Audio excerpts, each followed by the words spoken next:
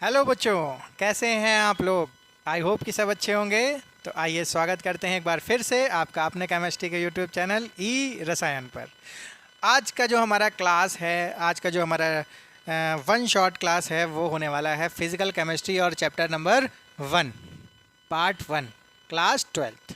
तो आज हम लोग देखेंगे कि फ़िज़िकल केमिस्ट्री में जो हमारा सॉल्यूशन चैप्टर है उसमें कौन कौन से कॉन्सेप्ट है और कितना इम्पॉर्टेंट है हमारे class 10th class 12th board के लिए।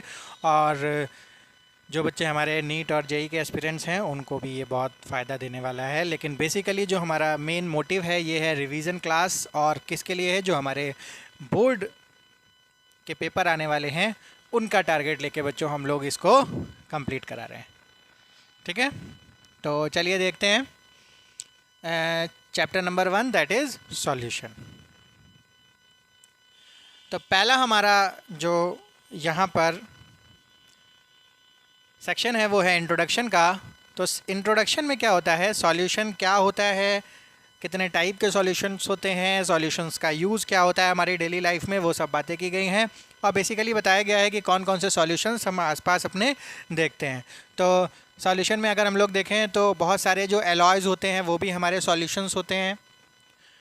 हमारे जो हमारा सोचना होता है सॉल्यूशन के प्रति, सबसे जो नैरो माइंडेडनेस होती है वो ये होती है बच्चों की कि जो सॉल्यूशन होते हैं वो एक तरीके के लिक्विड सॉल्यूशन होते हैं, या जिसे हम लोग किसी भी सॉल्वेंट में, लिक्विड सॉल्वेंट में जब हम कोई सॉलिड सॉल्यूट डालते हैं तो हमारा सॉल्यूशन तैयार होता है। लेकिन ऐसा नहीं होता बच्चों।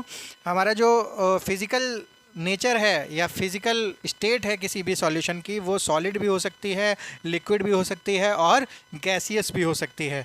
तो बहुत सारे एग्जांपल्स दिए हुए हैं सॉल्यूशन के, जैसे ब्रॉन्ज भी एक तरीके का सॉल्यूशन है और हमारा जर्मन सिल्वर भी एक सॉल्यूशन है।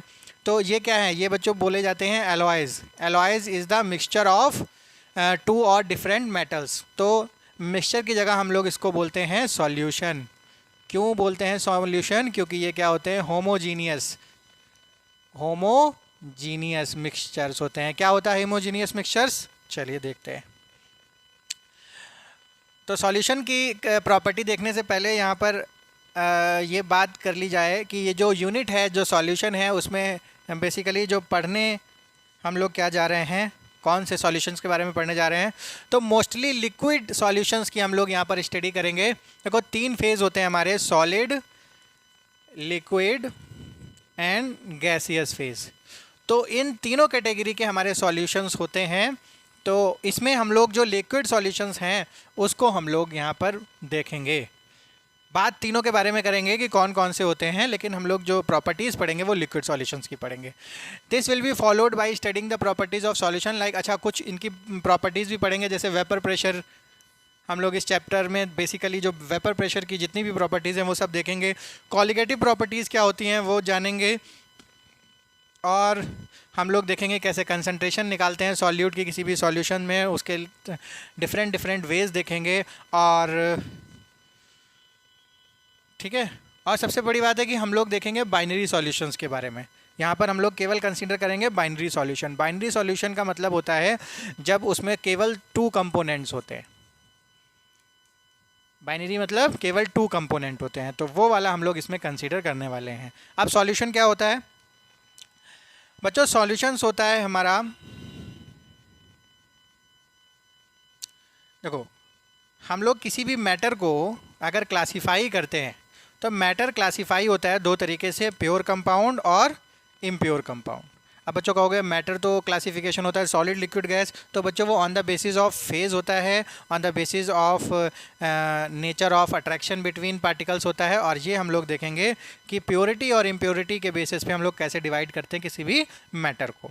तो प्योर सब्सटेंस होता है, प्योर सब्सटेंस का एग्जाम्पल होता है एक एलिमेंट, क्लास 9th में ये बच्चे पढ़ते हैं। और दूसरा होता है कंपाउंड, कंपाउंड को भी हम प्योर सब्सटेंस में लाते हैं। तो ये दोनों एग्जाम्पल हो गए।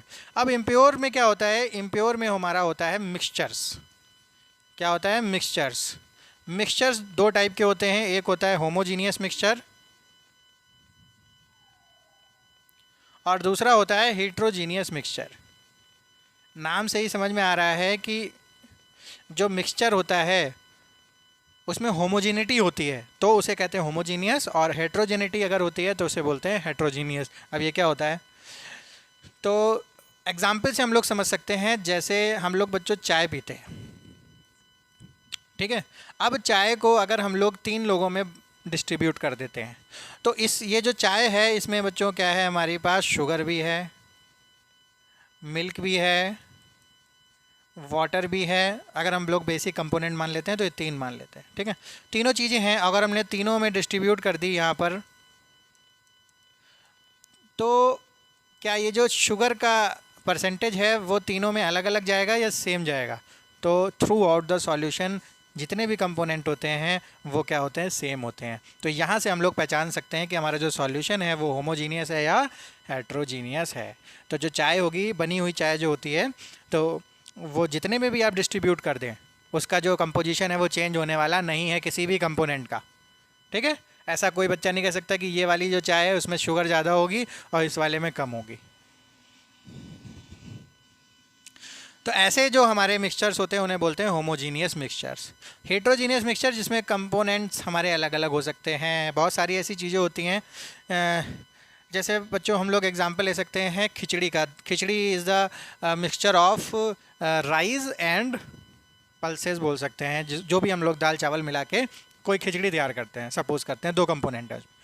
तो अगर हम लोग इस खिचड़ी को डिस्ट्रीब्यूट करते हैं अमंग्स द चिल्ड्रंस, या फिर कहीं पर भी दावत चल रही तो वहाँ पर हम लोग डिस्ट्रीब्यूट करते हैं, तो ये ज़रूरी नहीं है कि हर एक आदमी के पास, हर एक बच्चे के पास जो राइस है और जो हमारा पल्सेस है वो हमारा इक्वल डिस्ट्रीब्यूट हो या उसका कंपोजिशन इक्वल हो, तो हम लोग उसको बोलेंगे हेट्रोजीनियस मिक्सचर, ठीक है। तो होमोजीनियस के बहुत सारे एग्जांपल्स होते हैं, जैसे हमारा एलॉय हो गया।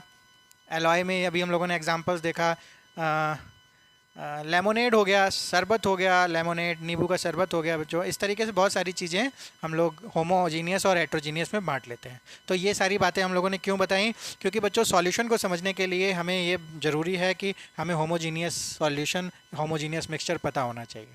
तो सबसे बड़ी बात है कि सॉल्यूशन जो होते हैं वो होमोजीनियस मिक्सचर को ही हम लोग बोलते हैं, इसी को हम लोग क्या बोलते हैं, सॉल्यूशन।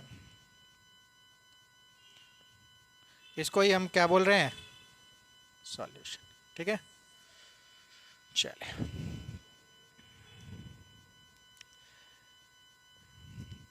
तो सॉल्यूशन के बेसिकली 2 पार्ट होते हैं।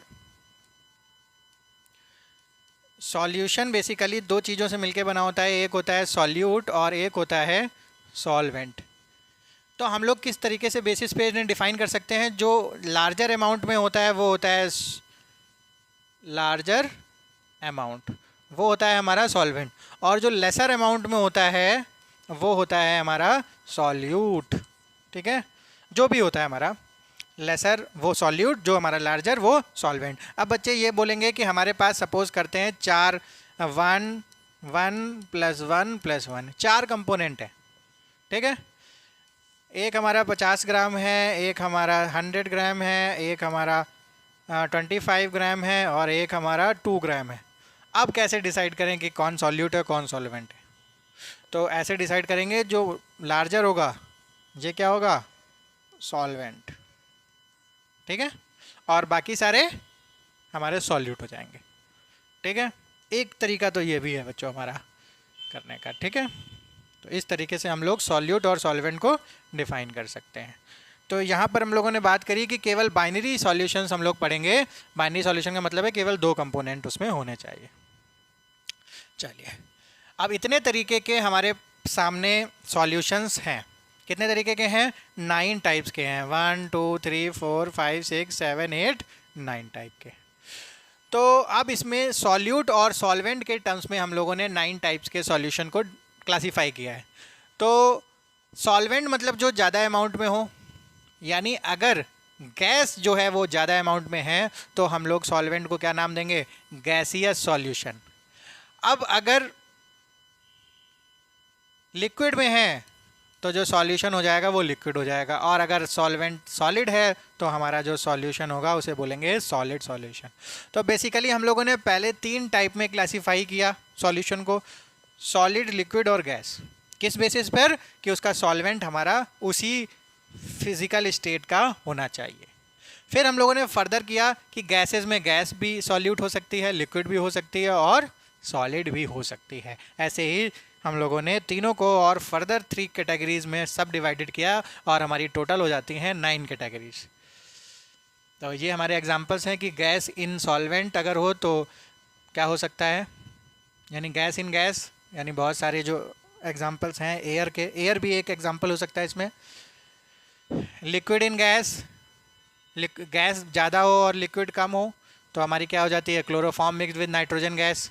या फिर हम लोग कह सकते हैं कि हमारी जो कोहरा होता है, जो ठंड के मौसम में कोहरा आता है, मिस्ट होती है, वो भी हमारा एक एग्जांपल हो सकता है। सॉलिड इन गैस, गैस ज़्यादा हो सॉलिड कम हो तो स्मोक एग्जांपल क्या हो सकता है, स्मोक भी हो सकता है। लिक्विड ज़्यादा है गैस कम है, लिक्विड ज़्यादा गैस कम, ठीक है, क्या हो सकता है, लिक्विड ज़्यादा और gas come. Oxygen dissolve in water, बहुत अच्छे, यानी जो हमारी रिवर्स होती हैं उसमें ऑक्सीजन डिजॉल्व ही होती है तो उसे हम लोग बोल सकते हैं। लिक्विड और लिक्विड का सॉल्यूशन तो कुछ भी बच्चों मिला सकते हैं, 2 लिक्विड्स, इथेनॉल और वाटर। सॉलिड में, लिक्विड में सॉलिड मिला हो तो लेमोनेड हो गया, शरबत हो गया। सॉलिड ज़्यादा गैस कम, रबड़, ठीक है, बच्चे यूज़ करते हैं रबर, फोम हो सकता है। सॉलिड ज़्यादा लिक्विड कम, जेली। सॉलिड और सॉलिड एलॉय, ये सब बच्चों एग्जाम्पल हैं हमारे। चलो अब बारी आती है हमारे एक्सप्रेसिंग कंसंट्रेशन ऑफ सॉल्यूशन, यानी अब हम लोग कंसंट्रेशन को कैसे पता लगाते हैं। कंसंट्रेशन क्या होती है कि हमारा जो सॉल्यूट है, सॉल्यूट हमारा सॉल्यूशन में कितने परसेंटेज है या उसका अमाउंट क्या है, उसको पता लगाने का जो तरीका होता है उसे कहते हैं expressing the concentration of solution, या फिर बोल सकते हैं methods of finding the concentration of solution. तो कंसंट्रेट 2 टर्म होते हैं बच्चों, एक होता है कंसंट्रेशन, एक होता है डाइल्यूशन। तो ये दोनों क्या है, ये दोनों ऑब्सोल्यूट टर्म नहीं है, रिलेटिव टर्म है कि भाई कौन सा सॉल्यूशन गाढ़ा होगा या पतला होगा। पतला मतलब डाइल्यूट होगा और गाढ़ा मतलब कंसंट्रेट होगा। लेकिन इसको ऑब्सोल्यूट बनाने के लिए हमको क्या करना पड़ेगा, हमको पता होना चाहिए एग्जैक्ट कि कितना सॉल्यूट हमारे सॉल्यूशन में मिला हुआ है। तो ये रिलेटिव टर्म को हम लोग यूज़ नहीं करते हैं, हम लोग सीधे सीधे क्या करते हैं, ऑब्सोल्यूट टर्म को यूज़ करते हैं कि कितना कंसंट्रेशन होना चाहिए। और उसके बहुत सारे तरीके भी हैं, क्या हैं, बहुत सारे तरीके भी हैं। तो पहला जो मेथड है वो क्या है, मास परसेंटेज। कौन कौन से जो हम लोग पढ़ेंगे ध्यान से देखें। सबसे पहला मेथड है मास परसेंटेज, m/m परसेंटेज। दूसरा हम लोग पढ़ेंगे इसमें m/v परसेंटेज, ठीक है। फिर तीसरा है v/v percentage, volume by volume percentage. फिर हम लोग पढ़ेंगे मोलैरिटी या मोल फ्रैक्शन पढ़ेंगे पहले,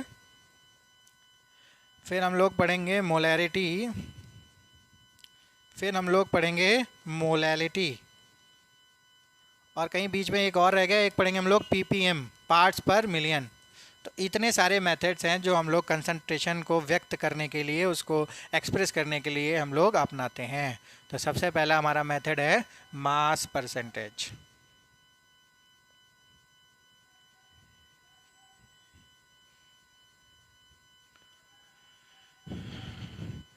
तो मास परसेंटेज या फिर W/W या m/m, कुछ भी हम लोग कह सकते हैं इसे, m/m परसेंटेज। तो इसका जो फॉर्मूला होता है वो होता है mass of solute upon total mass of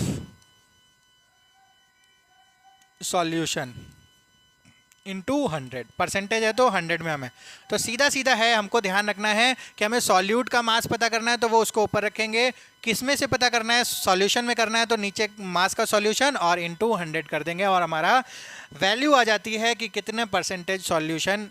अगर हम लोगों ने ग्राम में रखा है तो ग्राम में आ जाएगी, अगर हमने केजी में रखा है तो हमारी वैल्यू केजी में आएगी। क्यों, तो दोनों को हमको केजी में रखना पड़ेगा। लेकिन हमारी जो परसेंटेज है यहाँ पर 100 से मल्टीप्लाई करके परसेंटेज दोनों की सेम आएगी। अगर ग्राम में ये रख रहे हैं तो ये भी ग्राम में रखना है, अगर इसे केजी में रख रहे हैं तो इसे भी हमको केजी में रखना है। ये छोटी छोटी बातें हैं मैथमेटिकल, ये तो बच्चों हम लोगों को पहले से ही पता होती हैं।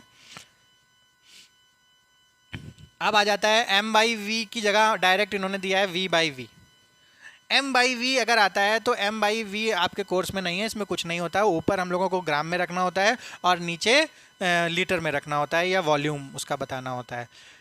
तो उन्होंने इस एम बाई वी को यहाँ पर स्किप करके डायरेक्ट वॉल्यूम परसेंटेज यानी वी बाई वी पर इन्होंने बात की हुई है। वी बाई वी परसेंटेज क्या होता है इसमें? Volume of solute upon volume of solution. Total लिख दो या बच्चों, सॉल्यूशन का मतलब ही टोटल होता है, ठीक है, और इनटू 100। बिल्कुल इजी है। m बाई एम में मास रखना है, मास रखना है, 100 से मल्टीप्लाई करना है। v बाई वी में वॉल्यूम रखना है, वॉल्यूम रखना है, 100 से मल्टीप्लाई करना है। 100 से मल्टीप्लाई जरूर करना है क्योंकि हमारी बात यहाँ पर आ जाती है परसेंटेज में।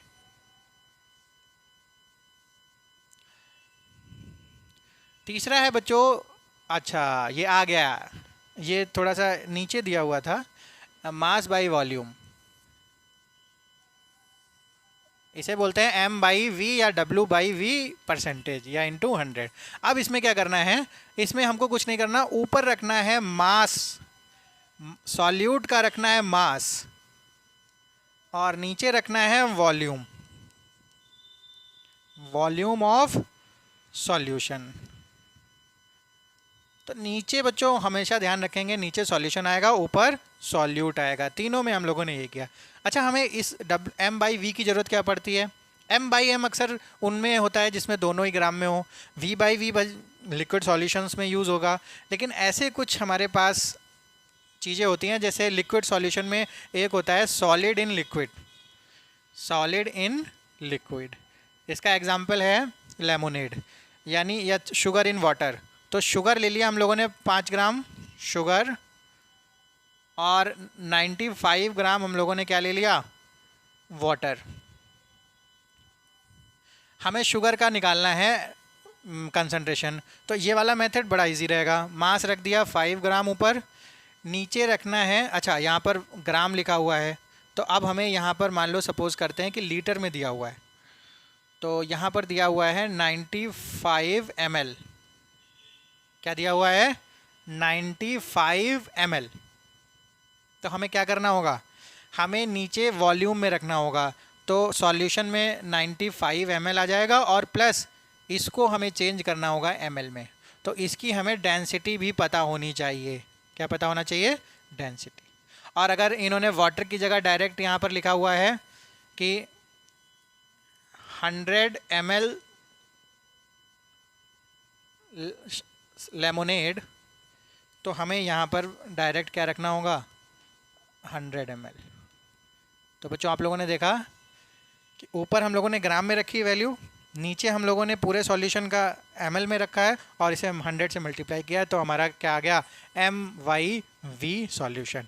और ऐसी चीज़ें तब काम में आएंगी जब हमारे सामने क्वेश्चन होगा और उसमें w बाई वी की परसेंटेज पूछ रहा होगा और हमको डाटा दिया होगा, तो उस डाटा के अकॉर्डिंग हम लोगों को उसमें अपनी वैल्यूज़ फिल करनी होंगी और आंसर फाइंड करना होगा। तो जैसा भी क्वेश्चन में पूछा जाएगा हमको उसी तरीके से यहाँ पर अपनी जो वर्किंग है वो करनी पड़ेगी। तो आप लोगों ने देखा कितना आसान होता है m by M percentage, v by V percentage और m बाई वी परसेंटेज। चलिए नेक्स्ट की बात करते हैं। तो नेक्स्ट आ जाता है हमारा पार्ट्स पर मिलियन। तो अभी तक हम लोगों ने जो तीनों देखे वो बेसिकली जो थे वो परसेंटेज के टर्म्स में हम लोगों ने देखे। अब परसेंटेज का मतलब होता है दैट इज़ इन 100। जैसे हम लोग कहें कि भाई कि एक एप्पल है, उसको 4 पार्ट्स में हम लोगों ने डिवाइड किया इक्वल, तो जो एक पार्ट है वो कितना परसेंट हुआ? वो 25% हुआ। तो किसी भी चीज़ को हम लोग 100 के अंदर ही उसको नापते हैं, तो उसको बोलते हैं परसेंटेज। अब यहाँ पर एक नया टर्म आता है जिसमें बोलते हैं पार्ट्स पर मिलियन। क्या मतलब होता है इसका? अब हम 100 की जगह पर मिलियंस में बात करेंगे। किसमें? मिलियन में। तो मिलियन का मतलब होता है 3, 4, 5, 6, ठीक है।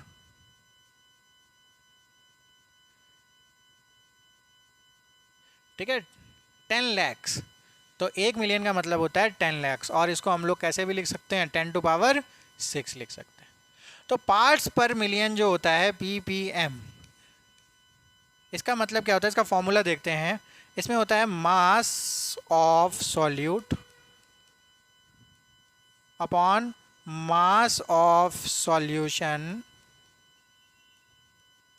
इनटू, अब 100 से हम लोग मल्टीप्लाई करने की जगह पर इसे हम लोग मल्टीप्लाई करेंगे 10 to power 6 से।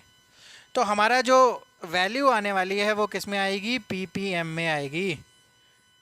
क्या वैल्यू आएगी, ppm में। तो सेम फॉर्मूला है, बस यहाँ पर 100 की जगह हम लोगों ने किससे मल्टीप्लाई किया, 10 लाख से या फिर 1 मिलियन से। किससे, 1 मिलियन से। इसका एक्चुअली मीनिंग क्या होता है पार्ट्स पर मिलियन का, कि भाई अगर हमारा कोई सॉलिड पार्टिकल है, सॉलिड पार्टिकल है, वो किसी गैस को एज अ सॉल्वेंट ले लेते हैं, तो 1 ppm का मतलब क्या हुआ कि एक पार्ट क्या है, सॉलिड पार्टिकल मान लेते हैं, कोई धूल है, स्मोक है, तो ये स्मोक पार्टिकल हो गया, और इसमें 10 to power 6 पार्ट क्या है, वो गैस है। ठीक है, तो अक्सर ये वाली जो हमारा मेथड है वो यूज़ कहाँ होता है, आप लोगों ने बच्चों सुना होगा कि अक्सर दिल्ली में या फिर आफ्टर जो ऐसा मौसम हो जाता है, ठंड के बाद का जो मौसम हो जाता है या दिवाली के बाद का जो मौसम हो जाता है, वो थोड़ा सा पॉल्यूटेड हो जाता है। बहुत सारे रीज़न है, और उसमें वन ऑफ द रीज़न होता है कि पटाखे जलते हैं, दूसरा रीज़न होता है कि बहुत सारे लोगों की जो हमारे फसल होती है किसान भाइयों की, वो बाद में क्या करते हैं, उसमें आग लगा देते हैं, जिससे कि वो हमारी जो फसल होती है वो थोड़ी सी और फर्टिलाइज हो जाए। ये मात्र एक क्या है, ये उनकी एक मात्र सोच हो सकती है, लेकिन वो ऐसा करते ज़रूर हैं। तो उससे क्या होता है, हमारा जो पॉल्यूशन है, पॉल्यूशन इंक्रीज़ हो जाता है। तो पॉल्यूशन का जो इंडेक्स होता है वो हम लोग अपना जो एयर इंडेक्स है वो हम लोग चेक करते हैं, और उसमें हम लोग यूज़ करते हैं पार्ट्स पर मिलियन मेथड। तो हमारा जो AQI होता है, AQI मतलब एयर क्वालिटी इंडेक्स, तो उसकी वैल्यू सपोज़ करते हैं 400 AQI है, तो इसका मतलब है 400 AQI का मतलब है कि जब हम लोग इसमें पॉल्यूशन का मेज़रमेंट कर रहे हैं वो कर रहे हैं पार्ट्स पर मिलियन में, जहाँ पर हमारा जो गैस का अमाउंट है वो बहुत ज़्यादा है, और जो हमारा स्मोक का अमाउंट है या पॉल्यूटेंट्स का अमाउंट है वो बहुत ही कम है। तब हम लोग यूज़ करते हैं इस तरीके के मेथड्स को।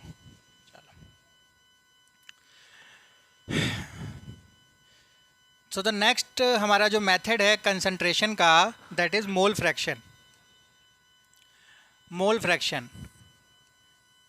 मोल फ्रैक्शन में भी बच्चों हम लोग क्या काम करते हैं, सेम काम करते हैं। हमारा जो बेसिकली हम लोग काम करते आ रहे हैं कि हम लोगों ने क्या लिया था, mass of solute, mass of solute upon mass of solution, mass of solution. ठीक है, मेथड का नाम क्या है, मोल फ्रैक्शन। यानी यहाँ पर हमको मास की जगह हमें क्या रखना होगा, मोल्स रखने होंगे। तो हम लोगों को केवल यहाँ पर चेंजिंग करनी होती है, कहाँ पर, मास की जगह। तो हम लोग लिख सकते हैं moles of solute upon moles of solution. अच्छा, इसमें टर्म है एक फ्रैक्शन। तो अभी तक हम लोगों ने क्या पढ़ा, सबसे पहला जो मेथड पढ़ा था वो परसेंटेज था। उसमें हम लोगों ने 3 मेथड पढ़े, M/M, M/V और V/V, और तीनों का जो हमारा बेसिस था वो था परसेंटेज, यानी इनटू 100। देन हम लोगों ने वहाँ पर चेक किया, देन हम लोगों ने बात की मिलियंस की, यानी पार्ट्स पर मिलियन। पार्ट्स पर मिलियन में हमारा जो बेसिस था वो था 10 to power 6, 10 to power 6। और अब हम लोग बात कर रहे हैं, थर्ड कैटेगरी है हमारी फ्रैक्शन की। तो फ्रैक्शन में बच्चों, फ्रैक्शन क्या होता है, फ्रैक्शन सबसे पहले समझते हैं फ्रैक्शन क्या होता है। फ्रैक्शन हमारा होता है कि अगर बेसिकली हमारी कोई भी चीज़ है उसको हम लोगों ने डिवाइड किया इनटू 4 सेक्शंस। तो इनटू 4 सेक्शंस में अगर हम लोग परसेंटेज में बात करें तो एक सेक्शन हमारा कितना हो गया, 25%, यानी अगर हम लोग 100 में बात करें तो इस फ्रैक्शन का जो अमाउंट हुआ वो परसेंटेज में 25% हुआ। और इसी तरीके से अगर हम लोग फ्रैक्शन में बात करें तो ये जो फ्रैक्शन है एक हमारा, जिसको हम लोग 25% बोल रहे हैं, वो हमारा हो जाएगा 1/4। यानी हम लोग टोटल लेते हैं फ्रैक्शन में 1 और परसेंटेज में लेते हैं 100। यानी जहाँ पर भी फ्रैक्शंस की बात आएगी तो हम लोग टोटल अमाउंट को लेंगे 1। तो इसका मतलब है कि हमें मल्टीप्लाई यहाँ पर किससे करना होगा, 1 से, जिसका हमारा कोई भी यहाँ पर मीनिंग नहीं होता। तो हम लोग चाहे मल्टीप्लाई करें चाहे ना करें, हमारा फॉर्मूला क्या रहने वाला है, moles of solute upon moles of solution. तो अगर हमारे पास दो कंपोनेंट हैं ए और बी, और हम लोग देख रहे हैं कि ए का मोल फ्रैक्शन कितना होगा, इसको हम लोग किस तरीके से दिखाते हैं, इस तरीके एक्स भी लिख सकते हैं। तो एक्स ए अगर हम लोग देखें तो moles of A upon moles of A plus B, तो ये हमारा फॉर्मूला हो जाता है। तो ये फॉर्मूला कहाँ से आया, मोल्स ऑफ सॉल्यूट और मोल्स ऑफ सॉल्यूशन। सॉल्यूशन में सॉल्यूट प्लस सॉल्वेंट दोनों आ जाते हैं, ठीक है। तो इसी तरीके से हम लोग इसका भी मोल फ्रैक्शन निकाल सकते हैं। तो हमें ऊपर ये रखना होगा और नीचे टोटल नंबर ऑफ मोल्स। तो ये हमारा जो मेथड है वो कहलाता है मोल फ्रैक्शन।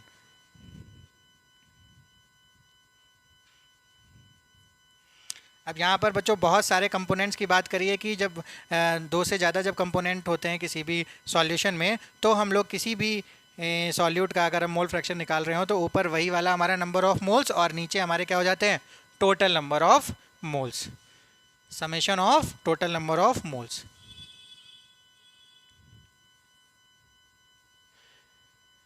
अच्छा, ये सब एग्जांपल्स हैं, तो ये एग्जांपल्स आप लोग खुद प्रैक्टिस करेंगे, अदरवाइज़ क्या हो जाएगा, ये वन शॉट हमारा मिसाइल शॉट हो जाएगा। चलो नेक्स्ट हमारा जो टर्म है वो क्या है, मोलैलिटी। अच्छा बच्चों, एक बात ये है कि इतने सारे जो हमारे मेथड्स हैं तो ये हमारे ज़रूरत पड़ते हैं अलग अलग कंडीशंस के साथ। जैसे हम लोगों ने बहुत सारे 9 टाइप्स के सॉल्यूशंस पढ़े, तो किसी भी जगह पर हमारे जो यूज़ हो सकता है मोलैलिटी, कहीं हमारा यूज़ हो सकता है पीपीएम, वो अकॉर्डिंग टू द सिचुएशंस हम लोग बात करेंगे। और as a being a student हम लोगों को जो क्वेश्चंस होता है, तो क्वेश्चंस में जिस तरीके से पूछेंगे हमें उस तरीके से अपनी वर्किंग रखनी होगी। यानी अगर वो हम लोगों से मोल फ्रैक्शंस पूछ रहे हैं तो मोल फ्रैक्शन के बारे में हम लोगों को प्रोसीड करना पड़ेगा। अगर हमें मोलैलिटी का क्वेश्चन है तो हमें मोलैलिटी बतानी पड़ेगी। तो हमारे लिए तो ये आसान है, लेकिन एज ए साइंटिस्ट जो होते हैं उन्हें किस टर्म्स में किसको रखना है, वहाँ पर चैलेंजेस आते हैं कि हमें AQI है तो इसको हम लोगों को किस में रखना है, PPM में रखना है। तो ऐसी प्रॉब्लम्स बीइंग अ स्टूडेंट हमारे सामने नहीं आने वाली। हमें हमारे पास जिस तरीके का क्वेश्चन होगा उस तरीके का हमें आंसर फाइंड करना पड़ेगा। तो हमारा जो नेक्स्ट टर्म है वो है मोलैलिटी। तो मोलैलिटी क्या है, मोलैलिटी का सीधा सीधा फॉर्मूला है moles of solute upon mass of, एक सेकेंड, मोलैलिटी से पहले हमारा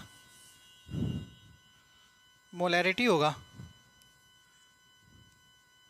ओके, मोलैरिटी स्किप हो गया हमारा। मोलैरिटी देखते हैं सबसे पहले। मोलैरिटी क्या होता है, मोलैरिटी इज इक्वल टू होता है moles of solute upon volume of solution in litre, या फिर इसको हम लोग बोल सकते हैं number of moles per litre of solution. यानी इसकी अगर हम लोग डेफिनेशन की बात करें तो क्या बोल सकते हैं कि कितने मोल्स हैं 1 लीटर सॉल्यूशन में, उसको हम लोग बोलेंगे उतना ही मोलर सॉल्यूशन है। तो फॉर्मूला सीधा सीधा है कि ऊपर हम लोग रखते हैं मोल्स सॉल्यूट के और नीचे रखते हैं volume of solution in litre. ऊपर रखते हैं हम लोग मोल्स यानी number of moles of solute upon volume of solution in litre. तो बेसिकली जो यहाँ से मोलैरिटी निकल के आता है वो हमारे क्वेश्चंस के लिए बहुत अच्छा फार्मूला नहीं है, इसको हम लोग थोड़ा और ड्राइव कर लेते हैं। तो ड्राइव करेंगे तो आ जाएगा हमारा मास अपॉन मोलर मास, W अपॉन M, ये दोनों सॉल्यूट के लिए है, और नीचे वॉल्यूम आ जाएगा हमारा लीटर में। तो इसको हमें मिली लीटर में चेंज करने के लिए हमें क्या करना होगा, ऊपर 1000 से मल्टीप्लाई। तो हमारा जो फॉर्मूला होता है बेसिकली वो हो जाता है M इंटू V, और V होता है हमारा ml में, और इंटू 1000, ये हमारा फॉर्मूला होता है मोलैरिटी का। तो क्वेश्चन ड्राइव करने से पहले हमें ये वाला फॉर्मूला थोड़ा सा याद रखना है। अगर आप लोग ड्राइव कर सकते हैं तो डायरेक्ट ड्राइव कर लीजिए, अदरवाइज इसको हम लोग मेमोराइज कर सकते हैं।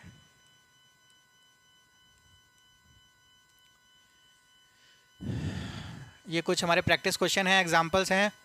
Must try in at your home molality.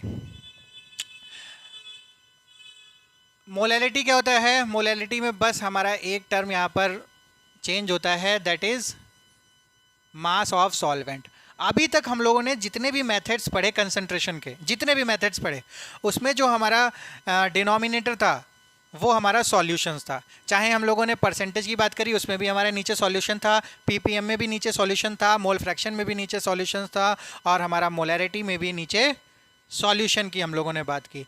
केवल एक मेथड है हमारे पास मोलैलिटी, जिसमें हम लोग क्या करते हैं, मोल्स ऊपर रखते हैं, मोल्स ऑफ सॉल्यूट, और नीचे हम लोग रखते हैं सॉल्यूशन की जगह mass of solvent.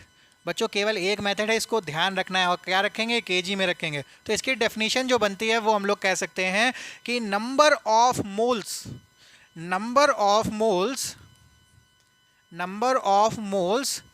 in 1 kg of solvent, number of moles in 1 kg of solvent. 1 kilogram solvent अगर होगा, उसमें जितने भी नंबर ऑफ मोल्स होंगे सॉल्यूट के, उतना ही हमारा सॉल्यूशन मोलल हो जाएगा। यानी सपोज करते हैं हमारे पास 2 नंबर ऑफ मोल्स हैं 1 किलोग्राम सॉल्वेंट में, तो हमारा जो मोलैलिटी हो जाएगी वो क्या हो जाएगी? 2 molal. Molal is the unit of molality, या फिर हम लोग बोल सकते हैं मोल्स पर किलोग्राम। तो यहाँ पर भी हमारा क्या हो जाएगा? n upon mass.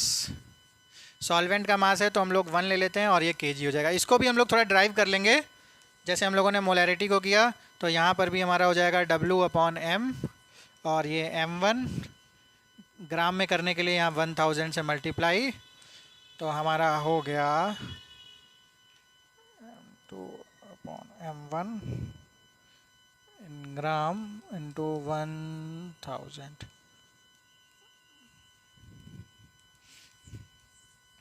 यूनिट क्या है इसकी बच्चों? मोल्स पर केजी या फिर मोलल।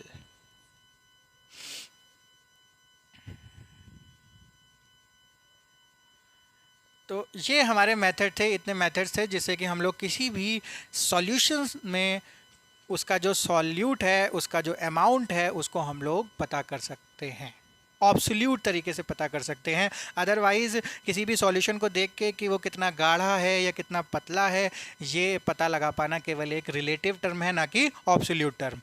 और हमारे एग्ज़ाम में पूछा जाता है कि हमारा जो सॉल्यूट है वो कितना परसेंटेज है, या फिर किसी भी फ्रैक्शन में भी पूछ सकते हैं हमारा, या मोलैलिटी या मोलैरिटी में भी पूछ सकते हैं। तो हमें ये वाले जो मेथड्स हैं उनका इस्तेमाल करना आना चाहिए।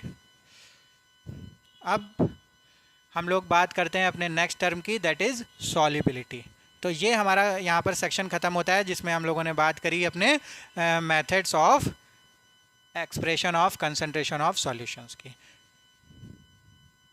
तो इसके लिए बच्चों आप लोगों को ये जो एग्जांपल्स हैं और जो हमारे इंटेक्स्ट क्वेश्चन हैं, ये बहुत इंपॉर्टेंट हो जाते हैं, क्योंकि जब तक क्वेश्चन को अप्लाई करना नहीं सीखते तब तक डिफ़िकल्टी एज इट इज़ हमारी बनी रहेगी। तो हम लोग देखते हैं अब अपना सॉल्युबिलिटी। सॉल्युबिलिटी में हमारे पास जो सबसे पहला हमारा जो एज अ डेफिनेशन हम लोग बात करते हैं कि सॉल्युबिलिटी होती क्या है, तो हम लोग इसमें बोल सकते हैं कि ability to be soluble, meaning किसी भी सॉल्यूट की किसी भी सॉल्वेंट में घुलने की जो एबिलिटी होती है, सॉल्यूबल होने की जो एबिलिटी होती है, उसको क्या बोलते हैं? सॉल्युबिलिटी। अब सपोज करते हैं कि एक ए सॉल्यूट है और एक बी सॉल्यूट है। तो बच्चों हो सकता है कि ए जल्दी से घुल जाए और बी थोड़ा देर में घुले। तो ये डिपेंड करता है उसके अंदर के इंटरेक्शन के ऊपर कि कैसा ए और सॉल्वेंट के बीच का इंटरेक्शन है और कैसा बी और सॉल्वेंट के बीच का इंटरेक्शन है। तो ये सब बातें हम लोग चर्चा करेंगे, और किसके अंदर करेंगे? सॉल्युबिलिटी के अंदर करेंगे। तो यहाँ पर क्या दिया हुआ है, solubility of substance eight is maximum amount that can be dissolve in a specified amount, यानी कोई भी सॉल्वेंट में कितना मैक्सिमम अमाउंट उसमें घोला जा सकता है एक नॉर्मल टेम्परेचर पर. It depends upon the nature of solute solvent as well as the temperature. ये सब डिपेंड करता है एक्सटर्नल फैक्टर्स पर और उसकी नेचर ऑफ इंटरेक्शन. तो सबसे पहला जो हमारा डिस्कशन का जो टॉपिक है वो है solubility of solid in a liquid.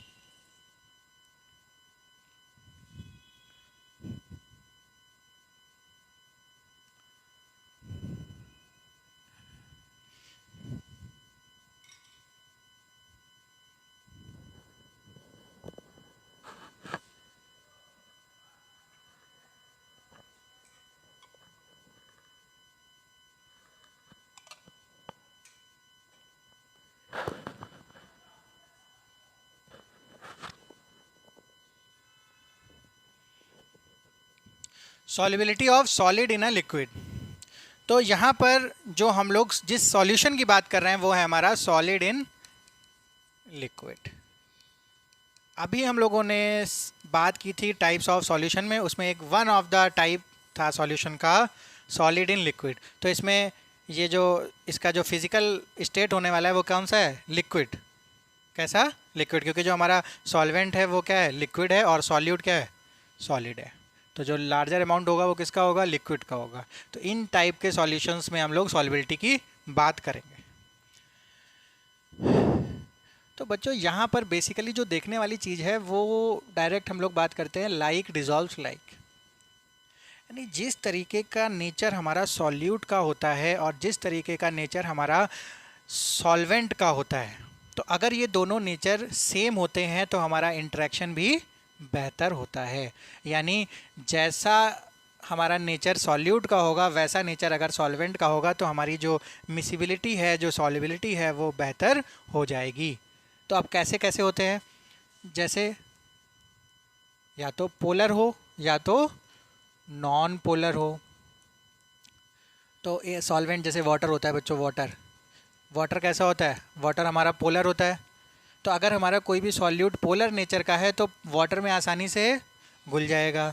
ऐसे ही हमारा कोई भी सॉल्यूट नॉन पोलर है और हमारे पास बेंजीन है, बेंजीन कैसा होता है, नॉन पोलर सॉल्वेंट होता है, तो बहुत अच्छे से इसमें सॉल्यूबल हो सकता है. तो ये डिपेंड करता है कि हमारा सॉल्यूट और सॉल्वेंट के बीच में उसकी नेचर क्या है, और वैसे ही हम लोग उसकी सॉल्युबिलिटी को डिफ़ाइन कर सकते हैं.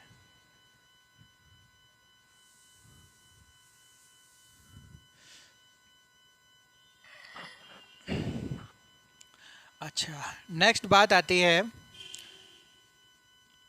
सॉल्यूट और सॉल्वेंट जब आपस में मिलता है तो सॉल्यूशन बनाता है.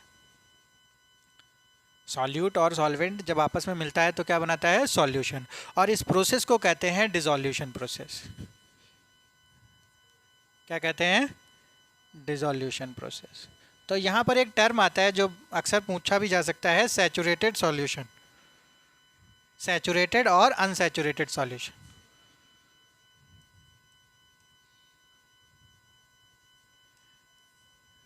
सैचुरेटेड और अनसैचुरेटेड सॉल्यूशन. तो सैचुरेटेड सॉल्यूशन क्या होता है, जब भी हम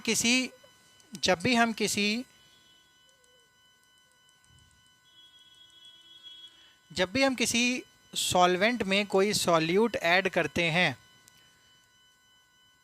तो एक ऐसा टाइम आता है जब ये सॉल्यूट सॉल्यूबल होना बंद हो जाता है.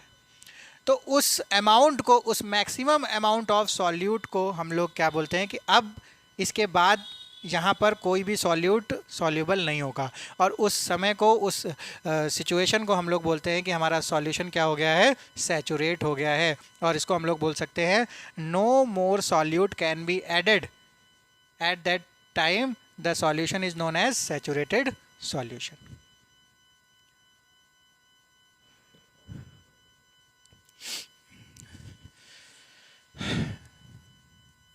हाँ, तो हम लोग बात कर रहे थे सैचुरेटेड और अनसैचुरेटेड की. तो सैचुरेटेड सॉल्यूशन तब बोला जाता है जब हम लोग और भी सॉल्यूट को उसमें ऐड नहीं कर सकते, यानी जो हमारा सॉल्यूशन है वो पूरा सैचुरेट हो चुका है और उसमें हमें ऐड नहीं किया जा सकता और सॉल्यूट।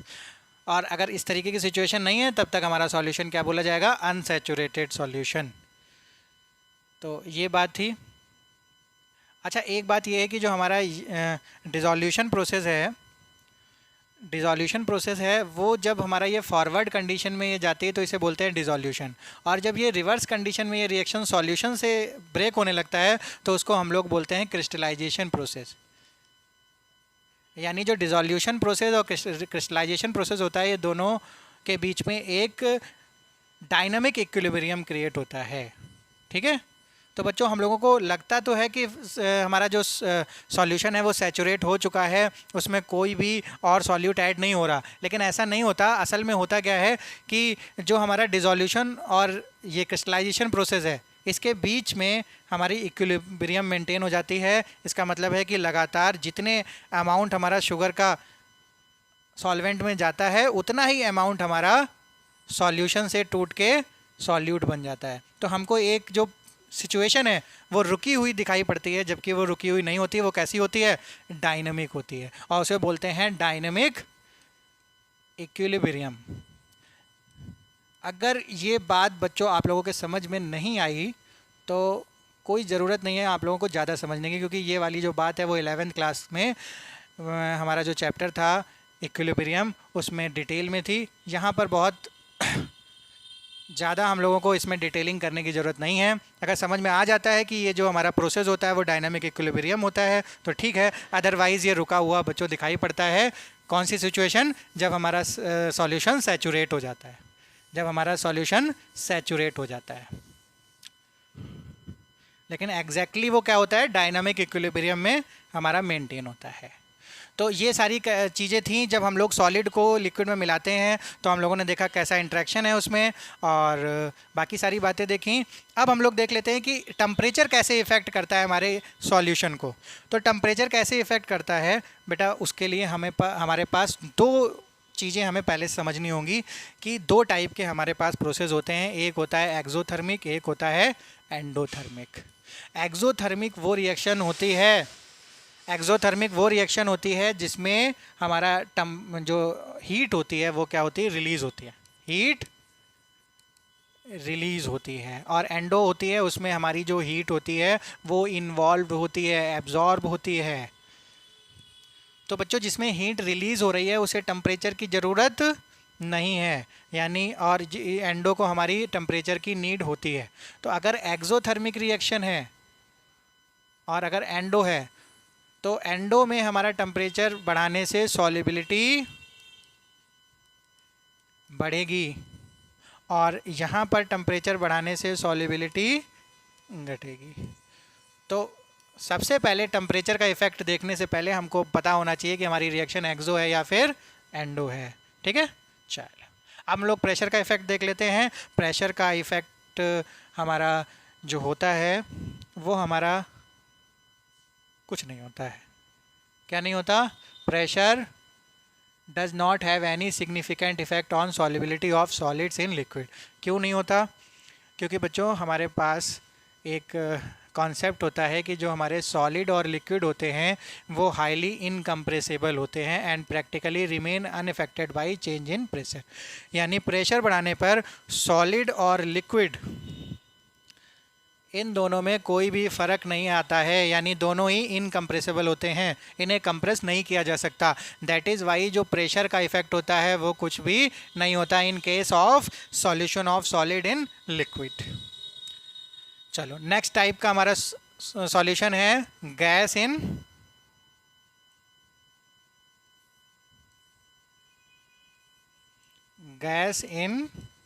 लिक्विड। तो ये भी हमारा जो सॉल्यूशन है वो किस टाइप का है? लिक्विड टाइप का सॉल्यूशन है। अभी हम लोगों ने बताया था लिक्विड में कौन कौन से सॉल्यूशन आते हैं, solid in liquid, liquid in liquid और गैस इन लिक्विड। तो ये भी हमारा लिक्विड सॉल्यूशन है। तो इसमें किस तरीके से काम होता है, चलिए सबसे इम्पॉर्टेंट बात है इसमें पढ़ने के लिए हेनरीज लॉ। बच्चों मोस्ट इम्पॉर्टेंट टॉपिक है हमारा सॉल्यूशन का हेनरीज लॉ, और वो किसके लिए एप्लीकेबल होता है? हमारा गैस इन लिक्विड में। तो यहाँ पर हम लोग देख लेते हैं यहाँ पर हमारा जो हेनरी लॉ है वो क्या कहता है, at constant temperature the solubility of gas in a liquid is directly proportional to the partial pressure of the gas present above the surface of the liquid of solution. Okay यहाँ पर कोई हमारा, चलिए देख लेते हैं डायरेक्टली क्या है, सॉलिबिलिटी ऑफ गैस, यानी ये हमारा कोई एक सिस्टम है, ठीक है, उसमें किसी गैस की सॉलिबिलिटी, यानी कोई गैस हम लोगों ने किसी सॉल्वेंट में मिलाई तो वो कितना सॉल्युबल होगी, वो डायरेक्टली प्रोपोर्शनल किसके होता है, partial pressure of the gas. तो अगर हम लोगों ने कोई ए गैस ली तो उसका पार्शियल प्रेशर हम लोग मान लेते हैं P A, partial pressure of gas A. तो ये कह रहे हैं कि जो हमारा सॉलिबिलिटी होगी, सॉलिबिलिटी को हम लोग मानते हैं एक्स ए से, वो डायरेक्टली प्रोपोर्शनल है पार्शियल प्रेशर ऑफ ए के। और इसको जब हम लोग इक्वल करते हैं तो हमारा एक कांस्टेंट आता है जिसको हम लोग बोलते हैं हेनरी कांस्टेंट। अब इसका बच्चों रियली में मीनिंग क्या है कि अगर प्रेशर और मोल फ्रैक्शन हमारा क्या है कि कितना अमाउंट गैस का लिक्विड में सॉल्यूबल हुआ है, तो जितना ज़्यादा प्रेशर हमारा किसका होगा, गैस का होगा, उतना ज़्यादा अमाउंट वो हमारे सॉल्वेंट में क्या करेगा, सॉल्यूबल करेगा कि नहीं। जितना ज़्यादा प्रेशर डालेंगे उतना ज़्यादा अमाउंट हमारा घुल जाएगा। तो ये दोनों डायरेक्टली प्रोपोर्शनल हैं और इन दोनों के बीच का जो डिफरेंस है वो हम लोग किससे दिखाते हैं, ये कांस्टेंट से। तो ये हमारा जो लॉ है इसको हम लोग बोलते हैं हेनरी लॉ।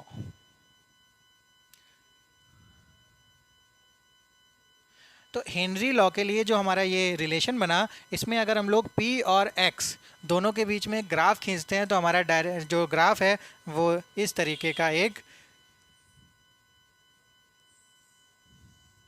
इधर हम लोगों ने लिया मोल फ्रैक्शन और इधर लिया हम लोगों ने पार्शियल प्रेशर, और उसके बीच में एक सीधा सा रिलेशन आता है हमारा हेनरी लॉ। तो इस तरीके से हम लोग ग्राफ बना सकते हैं।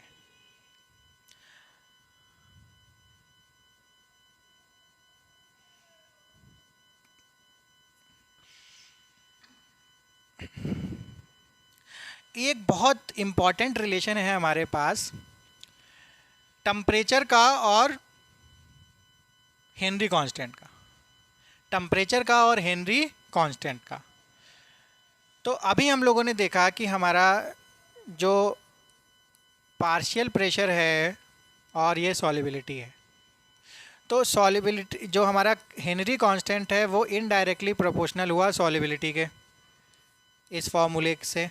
तो KH अगर बढ़ेगा, हेनरी कांस्टेंट बढ़ेगा, तो हमारी सॉल्युबिलिटी क्या है, डिक्रीज़ होगी, या ये डिक्रीज़ होगा तो ये हमारा बढ़ेगा।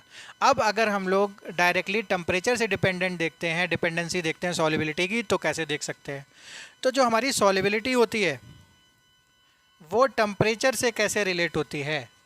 तो इसके लिए बच्चों हम लोग डायरेक्टली एक एग्जांपल देख सकते हैं यहाँ पर कि जो हमारी एक्वेटिक स्पीसीज़ होती हैं, एक्वेटिक स्पीसीज़ जैसे हमारी फिशेज़ होती हैं, नॉर्मल हम लोग मान लेते हैं, जो हम लोग जनरली रिवर में हमारी जो मछलियाँ रहती हैं वो मोर कंफर्टेबल होती हैं in cold water rather than a warm water. तो यानी वो कैसे पानी में ठीक ठाक रहती हैं, ठंडे पानी में। यानी टेम्परेचर अगर डाउन होगा तो aquatic species are more comfortable. इसका मतलब है मोर कंफर्टेबल तब होंगी जब उन्हें ज़्यादा गैस ऑक्सीजन मिलेगी। तो ऑक्सीजन तभी मिलेगी जब ऑक्सीजन का जो हमारी सॉल्युबिलिटी होगी वो ज़्यादा होगी। तो सॉल्युबिलिटी का मतलब है मोल फ्रैक्शन। तो ये रिलेशन आता है हमारा इस एग्जांपल से। तो अगर हमारी सॉल्युबिलिटी बढ़ रही है तो टेम्परेचर क्या होगा, डाउन होगा।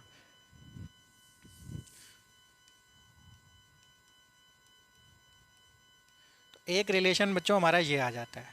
तो अब यहाँ से अगर हम लोग टेम्परेचर और KH के बीच में रिलेशन देखना चाहें तो क्या देख सकते हैं, तो हम लोग देख सकते हैं जो KH है वो डायरेक्टली प्रोपोर्शनल होगा टेम्परेचर के। ये रिलेशंस कुछ हैं जिसके बेसिस पे हमारे पास क्वेश्चंस देखने को मिल सकते हैं क्लास 12th बोर्ड में। तो ये आपको ध्यान रखना है। अब हमारे सामने कुछ एग्जांपल्स हैं, कुछ एप्लीकेशंस हैं हेनरी लॉ के, जल्दी से देख लेते हैं। अच्छा, पहला एग्जांपल है हमारा सॉफ्ट ड्रिंक, कोल्ड ड्रिंक्स का, जहाँ पर हमारा कार्बन डाइऑक्साइड को प्रेशर के साथ डाला जाता है बॉटल्स में, जिससे कि उसका जो मोल फ्रैक्शन है, उसकी जो सॉलिबिलिटी है वो किसमें, जो हम शरबत बनाते हैं मीठा शरबत, स्वीट वाटर, उसमें कार्बन डाइऑक्साइड आसानी से क्या हो जाए, सॉल्युबल हो जाए, और हमारी जो कोल्ड ड्रिंक है वो और बेहतर बन पाए। तो it is a first example of Henry law. Second example है हमारा स्कूबा डाइवर्स का। सेकंड एग्जांपल है हमारा स्कूबा डाइवर्स। स्कूबा डाइवर्स जो होते हैं बच्चों, बहुत ज़्यादा जो हमारी डीप सी में हमारे जाते हैं, उन्हें बोलते हैं स्कूबा डाइवर्स। तो वहाँ पर प्रॉब्लम क्या होती है, वहाँ पर उनको एक डिजीज़ कंडीशन होती है जिसको हम लोग बोलते हैं बैंड्स, और बैंड्स की वजह से पता नहीं कितने हमारे जो स्कूबा डाइवर्स होते हैं वो डेंजर में रहते हैं। क्या डेंजर होता है, चलिए देखते हैं बच्चों। जैसे ही प्रेशर बढ़ेगा, प्रेशर बढ़ता है तो सॉलिबिलिटी भी क्या होती है, बढ़ती है। ये सबसे बड़ी प्रॉब्लम की बात हो जाती है। कैसे, जैसे ही कोई स्कूबा डाइवर हमारा नीचे की तरफ जाता है, डीप सी में जाता है, तो उसका जो प्रेशर होता है, वाटर का प्रेशर बढ़ने से हमारा प्रेशर बढ़ने लगता है, और प्रेशर बढ़ने के साथ साथ जो गैसेस की सॉलिबिलिटी होती हैं उसके ब्लड में, वो भी क्या होने लगती है, बढ़ने लगती है।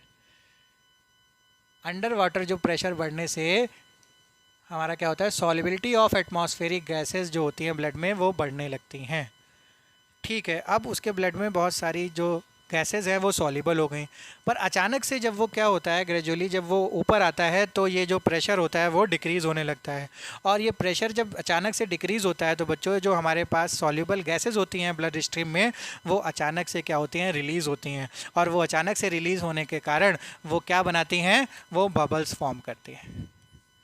जब बबल्स फॉर्म होता है तो ये जो बबल्स अगर ब्लड में आ गया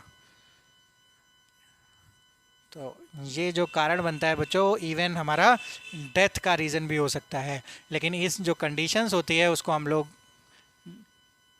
इट इज़ कॉल्ड बेंड्स। तो ये बड़ी पेनफुल कंडीशंस होती है और डेंजरस टू द लाइफ भी होती है। It caused death also. तो ये एक हमारा एप्लीकेशन है किसका, हेनरी लॉ का। तो इसको दूर करने के लिए, इस प्रॉब्लम को दूर करने के लिए, अवॉइड करने के लिए, जो हमारे स्कूबा डाइवर्स होते हैं वो अपने साथ कुछ ऐसी गैसेस को ले जाते हैं जो इनर्ट नेचर की होती हैं, जैसे हमारी हीलियम हो गई, ठीक है, नाइट्रोजन हो गई। तो ये ऑक्सीजन के साथ मिक्स करके ऐसी गैसेस ले जाते हैं जो इनर्ट हो और बहुत ज़्यादा अचानक से क्या हो, हमारे ऑक्सीजन को वो ना करे। ठीक है,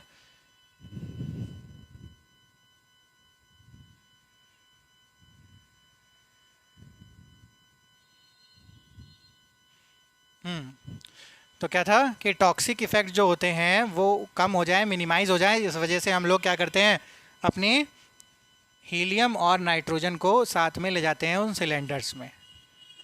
नेक्स्ट हमारा जो एप्लीकेशन है वो है हाई एल्टीट्यूड्स।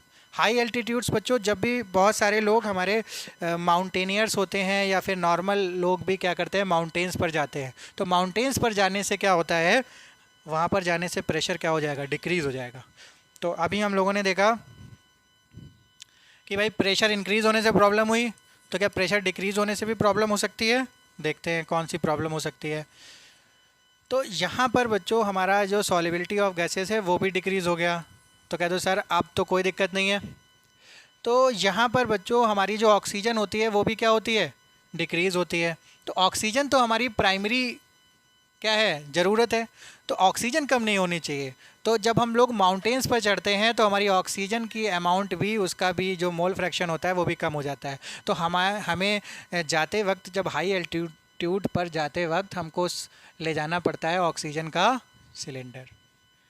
यानी वहाँ पर हमारी जो कंडीशंस होती हैं वो थोड़ी सी डिफरेंट होती हैं। तो हमारा जो सिलेंडर में मटेरियल होता है वो भी क्या होता है, डिफरेंट होता है। और वहाँ पर हमें सिलेंडर में क्या ले जाना होता है, ऑक्सीजन ले जाना होता है। तो ऐसी जो कंडीशंस होती हैं जब हम लोग हाई एल्टीट्यूड्स पे जाते हैं तो उसको हम लोग बोलते हैं एनॉक्सिया। एनॉक्सिया क्या कंडीशन होती है, जब हमारी ब्लड ऑक्सीजन कम हो जाती है, किस कारण, डिक्रीज इन प्रेशर। चलो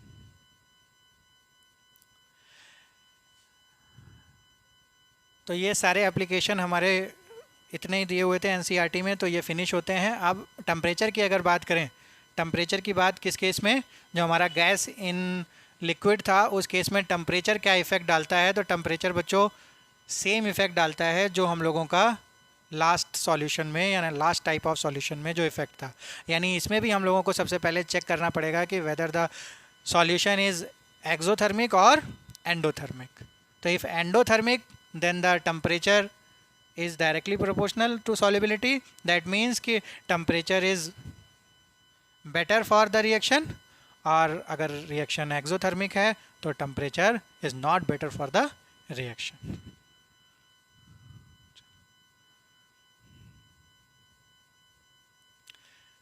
Vapor pressure of liquid solution. Now the next term is vapor pressure of liquid solution. अब हम लोग हेनरी के बाद बात करेंगे ऐसे सॉल्यूशन की जहां पर लिक्विड और लिक्विड यानी दोनों कंपोनेंट हमारे कैसे होंगे, लिक्विड होंगे, और कैसे होंगे, वोलेटाइल होंगे। वोलेटाइल का मीन होता है बच्चों जब भी नॉर्मल टेम्परेचर पर वो क्या हो जाए, अपना फिजिकल जो स्टेट होती है वो चेंज कर सकते हैं, तो उनको हम लोग बोलते हैं वोलेटाइल लिक्विड्स। ठीक है, तो दो कंपोनेंट लेंगे, दोनों कौन से होंगे, लिक्विड होंगे और दोनों वोलेटाइल होंगे। तो उस कंडीशन में क्या क्या होगा देखते हैं।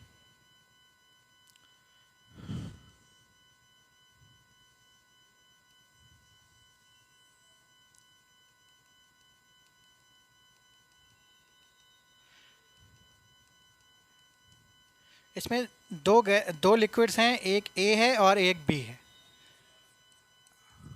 इन का जो पार्शियल प्रेशर है वो पी ए है और इसका पार्शियल प्रेशर पी बी है।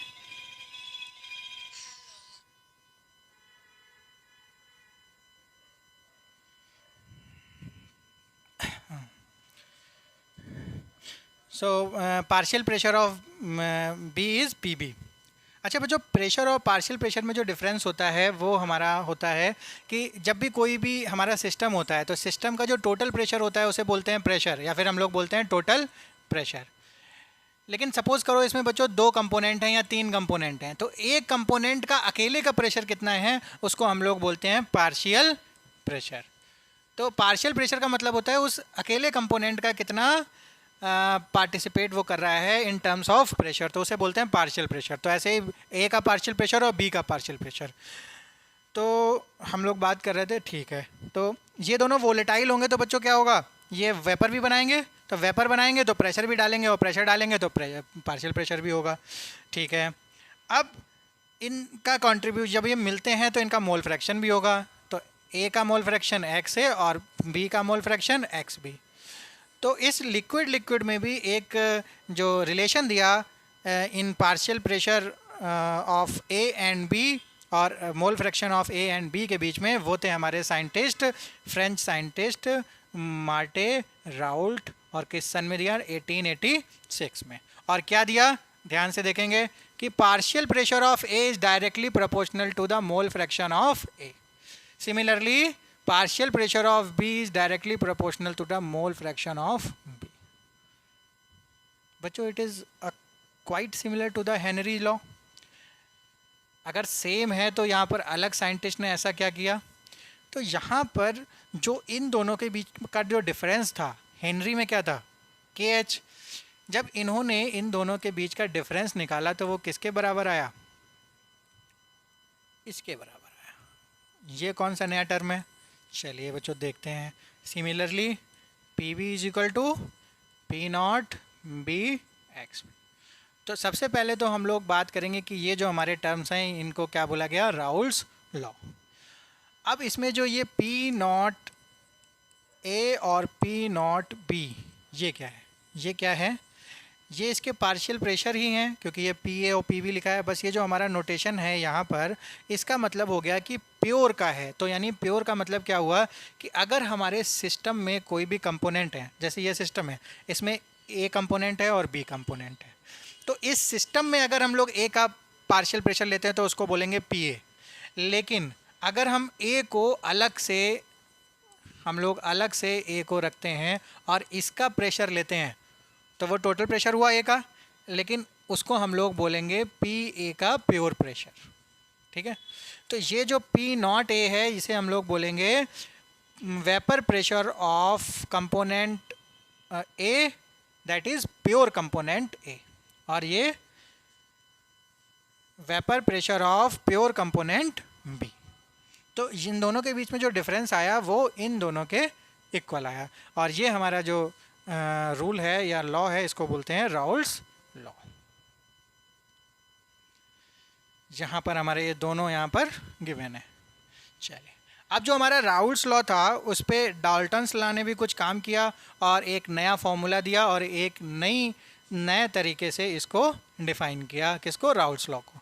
तो हमारा जो डाल्टन्स लॉ था वो एक सिंपल लॉ था कि अगर किसी सिस्टम में दो हमारे गैसेस हैं, कोई दो गैसेस हैं, ये कोई सिस्टम है, इसमें ए है और बी है, तो इसका जो टोटल प्रेशर होगा वो दोनों कंपोनेंट के पार्शियल प्रेशर के बराबर होगा। ये हमारा क्या है, ये हमारा लॉ किसका है, Dalton's law of partial pressure. अब इसको भी, और जो हमारा राउल्स लॉ था, राउल्स लॉ क्या था, P A is equal to P naught A X A और P B is equal to P naught B X B. इन दोनों को इसमें रखकर एक हमारा जो फॉर्मूला ड्राइव किया वो कौन सा था, टोटल पी ए लिख दें या P12 भी लिख सकते हैं यहाँ पर, तो इन्होंने 12 माना है।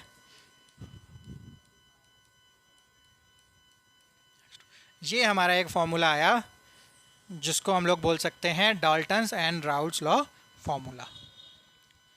तो इसके बेसिस पर एक ग्राफ प्लॉट किया गया, इसके बेसिस पर एक ग्राफ प्लॉट किया गया, किसके किसके बीच में, x2 और p के बीच में, इस तरीके का ग्राफ आया। तो ये ग्राफ को जब हम लोग लिमिट करते हैं किसी कंडीशन के तहत, तो जब लिमिट करेंगे तो हमारा ये हो जाएगा x2 0 और ये हो जाएगा x2 1, यानी मैक्सिमम x2 क्या हो सकता है, 1 हो सकता है, और x1 यहाँ पर 1 होगा और यहाँ पर x1 0 होगा। इस तरीके से एक ग्राफ बना, तो हम लोगों को एक इस तरीके का पैटर्न मिला जिसको हम लोगों ने बोला राउल्स लॉ ग्राफ या राउल्स लॉ पैटर्न।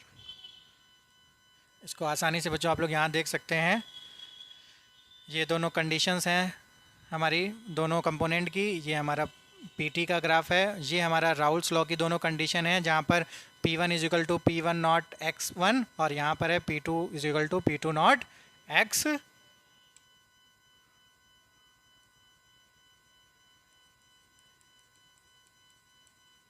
पूरी लाइन में इस तरह ये जो हमारा लॉ है इस पूरी लाइन में फॉलो होता है।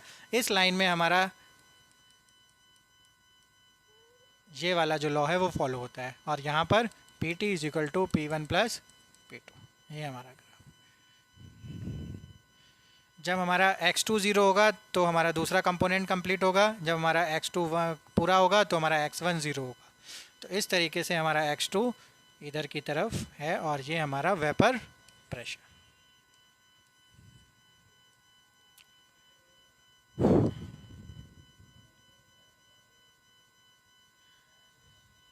अब दो फॉर्मूलेज हमारे डायरेक्टली एनसीईआरटी में बच्चों गिवन हैं जो आप लोगों को यहाँ दिखाई पड़ रहे हैं, इसका कोई भी डेरिवेशन यहाँ पर गिवन नहीं है।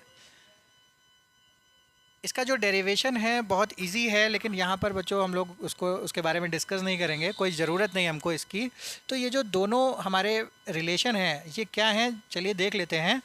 P1 is equal to Y1 PT, ये कुछ सिमिलर लग रहे हैं हमको अपना जो हमारा राउल्स लॉ था। राउल्स लॉ हमारा था P1 is equal to x1 P1 not, तो इस P1 नॉट की जगह PT है और x1 की जगह Y1 है। तो ये Y1 क्या है, x1 क्या था, x1 था बच्चों हमारा वेपर मोल फ्रैक्शन, क्या था, मोल फ्रैक्शन। Y1 भी हमारा क्या है, मोल फ्रैक्शन। दोनों में डिफरेंस क्या था, मोल फ्रैक्शन था लिक्विड फेज का, ये किसका है, वेपर फेज का है। नहीं समझ में आया? चलिए फिर से देखते हैं। ये लिक्विड है, इसमें ए है, इसमें बी है। तो इस लिक्विड में कुछ पार्ट ए का होगा, कुछ बी का होगा। तो उसका जब मोल फ्रैक्शन लेंगे तो हम लोग लिक्विड फेज में मोल फ्रैक्शन ले रहे हैं। लेकिन ये इसका क्या होगा, क्या होगा इसका? गैसियस फेज होगा। जब ये वोलेटाइल नेचर का है तो ये गैस भी बनाएगा और गैसियस फेज भी होगा। तो उसमें ए का कंट्रीब्यूशन भी होगा और बी का कंट्रीब्यूशन भी होगा। तो इस गैसियस फेज में भी मोल फ्रैक्शन होगा ए का और मोल फ्रैक्शन होगा बी का। तो ये जो y1 और y2 है वो वेपर फेज की बात कर रहा है और उसका रिलेशन ये है, P1 is equal to y1 into P T, और similarly P2 is equal to y2 is equal to P T. अब अगर आपसे वेपर फेज पूछता है इन वेपर फेज, तो बच्चों हम लोग इसका यूज़ नहीं कर सकते वहाँ पर। हम लोगों को स्पेशली इन दोनों फार्मूलोज़ की वहाँ पर नीड होती है। तो ये हमारे हो जाते हैं इम्पॉर्टेंट, ज़्यादा इम्पॉर्टेंट नहीं है लेकिन अलग से अगर हमें वेपर फेज पूछता है तो हमको निकालना पड़ेगा इस फॉर्मूले से। अब यहाँ पर पूछा है मोल fraction of each component in vapour phase, तो इसको हमें पूछा है y1 y2 ना कि x1 और x2।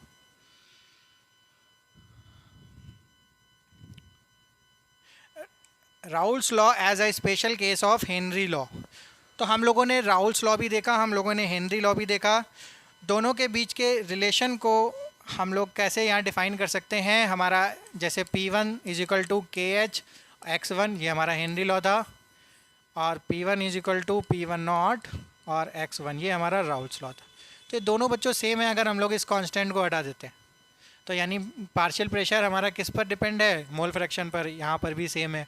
तो इन दोनों को हम लोग क्या कह सकते हैं कि हमारा राउल्स लॉ जो है वो है स्पेशल केस है हेनरी लॉ का। ठीक है, तो इन दोनों में सिमिलरिटी हमारी सामने देखने को मिल रही है।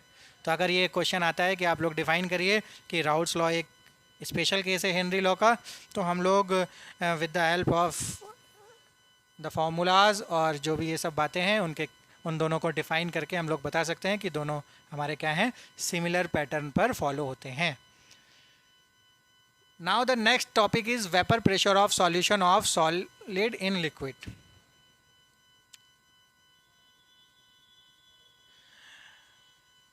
बच्चों अभी हम लोगों ने सॉलिबिलिटी देखी सबसे पहले liquid in gas in liquid के बारे में, जहाँ पर हम लोगों ने बात करी हेनरी लॉज की। देन हम लोगों ने बात करी लिक्विड इन लिक्विड के बारे में, जहाँ पर हम लोगों ने बात करी राउल्स लॉ के बारे में स्पेशली। अब जो तीसरा हमारा टाइप ऑफ सॉल्यूशन है वो है सॉलिड इन लिक्विड। तो बेसिकली हम लोग देखें तो ये भी एक क्या है, लिक्विड सॉल्यूशन है। यानी लिक्विड सॉल्यूशन का तीसरा जो टाइप है वो है हमारा सॉलिड इन लिक्विड। और यहाँ पर हम लोग बात करेंगे वेपर प्रेशर के बारे में। तो एक केस लेते हैं हम लोग कि अगर हम लोग कोई सॉल्वेंट लेते हैं, जैसे इन्होंने यहाँ पे लिया, इसमें कोई नॉन वोलेटाइल सॉल्यूट मिलाते हैं।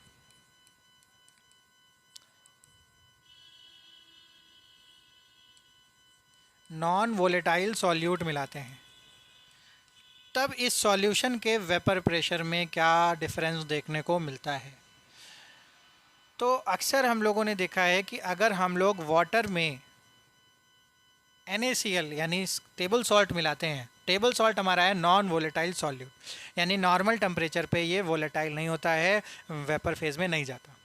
तो ऐसा अगर करते हैं तो हमारा जो सॉल्यूशन का वेपर प्रेशर है वो डिक्रीज़ हो जाता है, उसके वेपर प्रेशर में कमी देखने को मिलती है। तो ऐसा क्यों होता है, तो यहाँ पर इसका रीज़न है कि सॉल्वेंट जब होता है तब उसका जो सरफेस होता है उसमें भी सॉल्वेंट मॉलिक्यूल होते हैं, लेकिन जैसे ही हम लोगों ने नॉन वोलेटाइल सॉल्यूट मिलाया तब उस नॉन वोलेटाइल सॉल्यूट के भी जो मॉलिक्यूल हैं वो सरफेस पर कैप्चर कर लेते हैं। अब ये जो सॉल्वेंट है ये वोलेटाइल है तो ये उड़ेगा बच्चों, वेपर फेज में जाएगा। लेकिन जब आपने नॉन वोलेटाइल सॉल्यूट से कैप्चर करा दिया तो इसकी जो परसेंटेज ऑफ सरफेस है वो कैप्चर हो गई। तो अब 100% यहाँ पर ऑप्शन नहीं है कि यहाँ से सॉल्वेंट मॉलिक्यूल वेपर फेज में चले जाएं। तो कुछ परसेंटेज यहाँ डाउन हुई, इस वजह से जो वेपर बनने की जो क्षमता है, जो एबिलिटी है, वो भी क्या हो जाएगी, डिक्रीज़ हो जाएगी। तो जो टोटल है वेपर प्रेशर वो डिक्रीज़ हो जाएगा इन case of mixing of non volatile solute in volatile solvent. तो यानी किसी भी वोलेटाइल सॉल्वेंट में अगर हम लोग नॉन वोलेटाइल सॉलिड मिलाते हैं तो उसके वेपर प्रेशर में डिक्रीज देखने को मिलता है। And the reason behind this is कि most of the surface area is captured by non-volatile solute molecules.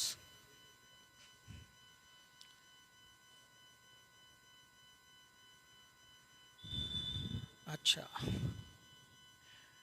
अब ये बोल रहे हैं कि अगर हम लोग सॉलिड इन लिक्विड में भी अगर हम लोग लिक्विड का केस देखें तो लिक्विड हमारा वोलेटाइल है, तो जो लिक्विड है वो हमारा राउल्ट्स लॉ फॉलो कर सकता है और फॉलो करता भी है।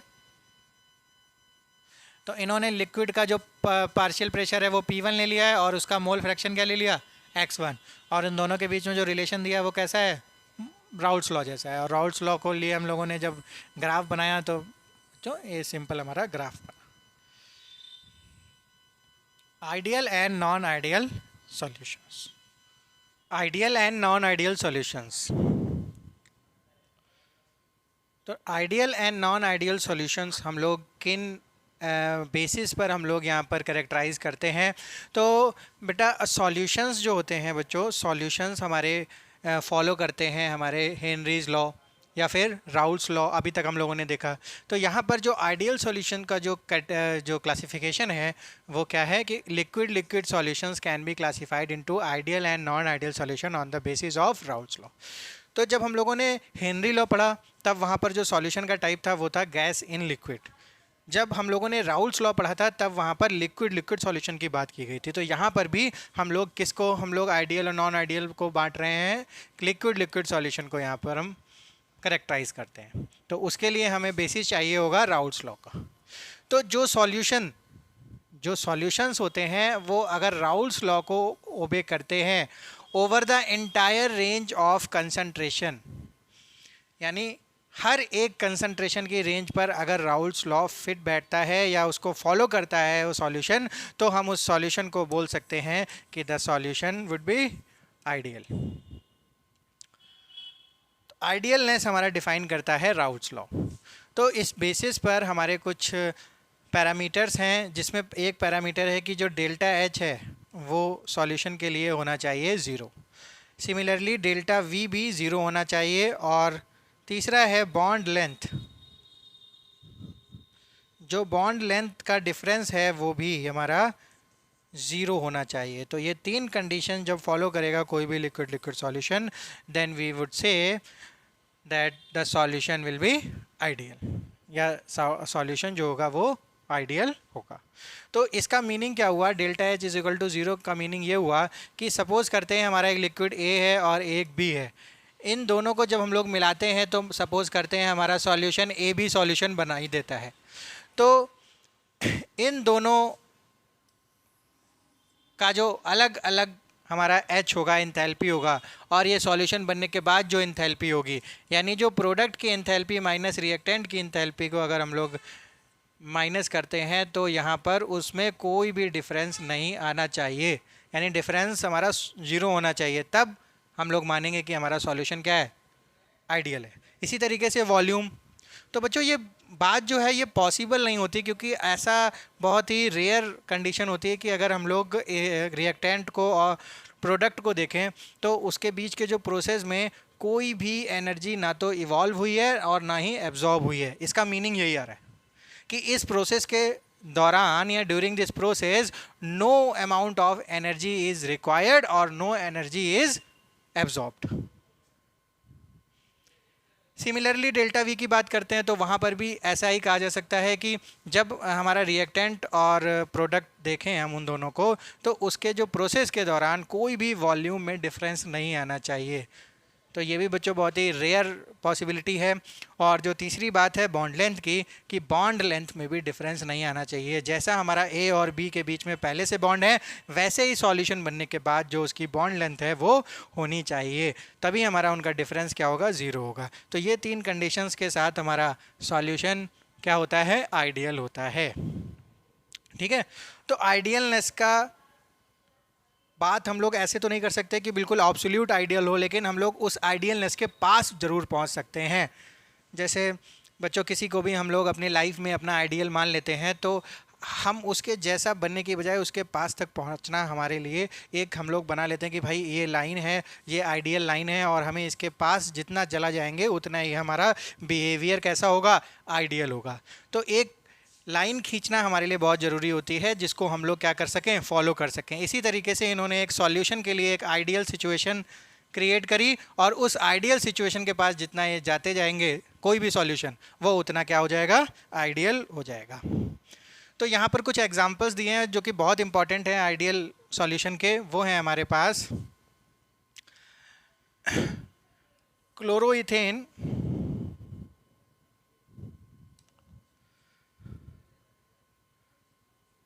एन हेक्सेन और एन हेप्टेन। बच्चों ये सीधे सीधे हैं, 1 2 3 4 5 6, 1 2 3 4 5 6 7। इसमें अगर हम हाइड्रोजन लगा दें और इसमें लगा दें तो हमारा एक बन जाएगा एन हेक्सेन और एक बन जाएगा एन हेप्टेन। तो इसमें केवल एक एक्स्ट्रा कार्बन है, अदरवाइज दोनों ही हमारी एक तरीके की चैनें हैं, एक तरीके के इसमें क्या हैं, इंटरैक्टिव बॉन्ड्स हैं। तो ये हमारे दोनों एग्जाम्पल हैं आइडियल सॉल्यूशन के। और हमारे पास एग्जाम्पल है एक ब्रोमोइथेन और ब्रोमो क्लोरोइथेन का। तो यानी ब्रोमो Br और क्लोरीन दोनों ही हमारे क्या इलेक्ट्रोनेगेटिव एटम है, और इथेन चैन सेम है, तो बहुत ही लेस डिफरेंस है यहाँ पर, तो इसको हम लोग उस कैटेगरी में रख सकते हैं। सिमिलरली बेंजीन और टालुइन, इन दोनों में भी क्या डिफरेंस होता है, बेंजीन हमारी ये रिंग होती है और टालुइन हमारी क्या होती है। इसमें भी थोड़ा सा ही डिफरेंस है, इसमें कोई ऐसा ग्रुप नहीं लगा हुआ जो बहुत ज़्यादा इलेक्ट्रोनेगेटिव हो या बहुत ज़्यादा इलेक्ट्रॉन डोनेटिंग ग्रुप हो, जिससे कि इन दोनों के इंट्रैक्शंस में बहुत ज़्यादा डिफरेंस आए। तो इनको भी हम लोग किस कैटेगरी में रख देते हैं, आइडियल की कैटेगरी में रख देते हैं। ठीक है, तो ये 3 एग्जाम्पल बहुत इंपॉर्टेंट हैं, और ये तीनों एग्जाम्पल हमारे आइडियल सॉल्यूशंस के। अब हम लोग बात करते हैं नॉन आइडियल सॉल्यूशंस की। तो नॉन आइडियल सॉल्यूशन सिंपली हम लोग ये कह सकते हैं कि which does not obey Raoult's law over the entire range of concentration. तो राउल्ट्स लॉ को जो फॉलो करते हैं वो हमारे आइडियल सॉल्यूशन, जो राउल्ट्स लॉ को फॉलो नहीं करते वो हमारे हो जाएंगे नॉन आइडियल सॉल्यूशंस। पर जो ये नॉन आइडियलिटी होती है ये 2 तरीके से काम करती है। चलिए देखते हैं। Non ideal solution, non ideal solution में बच्चों डेल्टा H क्या हो जाए, अगर ये पॉजिटिव हो जाए, ऐसे ही डेल्टा V पॉजिटिव हो जाए, या फिर जो बॉन्ड लेंथ का डिफरेंस था वो भी पॉजिटिव हो जाए। ठीक है, या फिर बच्चों क्या हो जाए, नेगेटिव हो जाए। 2 ही कंडीशन होती हैं, या तो 3 कंडीशन है, 0 हो तो आइडियल है। अब नॉन आइडियल में 2 हो सकती हैं, या पॉजिटिव या नेगेटिव। तो हम लोगों ने तीनों के लिए ये दोनों कंडीशंस लिख लिए हैं। तो इस कंडीशन में भी ये नॉन आइडियल होगा और इस कंडीशन में भी नॉन आइडियल होगा। बस इस कंडीशन में इसको बोल देते हैं पॉजिटिव डेविएशन दिखा रहा है, क्या, पॉजिटिव डेविएशन, और इस कंडीशन में बोल देते हैं कि ये क्या कर रहा है, नेगेटिव डेविएशन शो कर रहा है। तो इसके लिए ग्राफ भी होता है हम लोगों का, राउल्ट्स लॉ।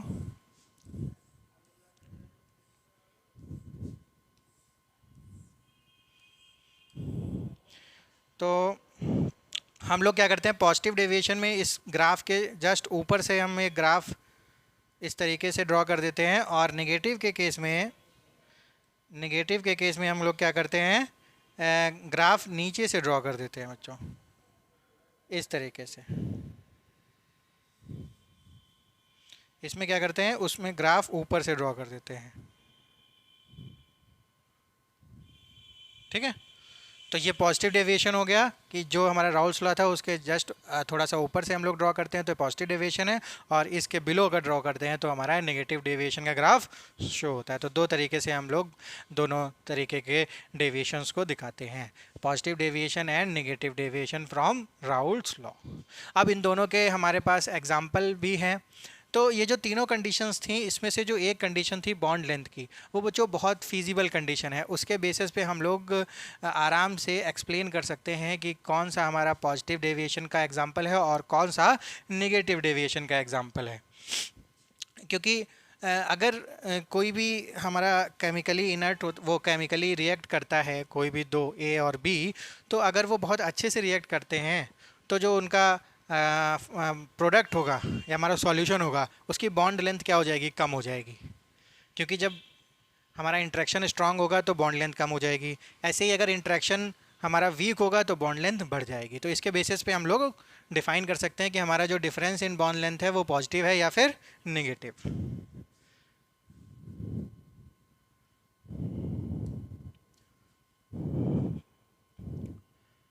तो यहाँ पर हमारे पास एग्जांपल अगली स्लाइड में है। ये दोनों हमारे ग्राफ हैं, अभी हम लोगों ने इसकी चर्चा करी और अब हम थोड़ा एग्जांपल की भी बात कर लेते हैं। ओके, तो यहाँ पर हमारे पास एग्जांपल आता है सबसे पहले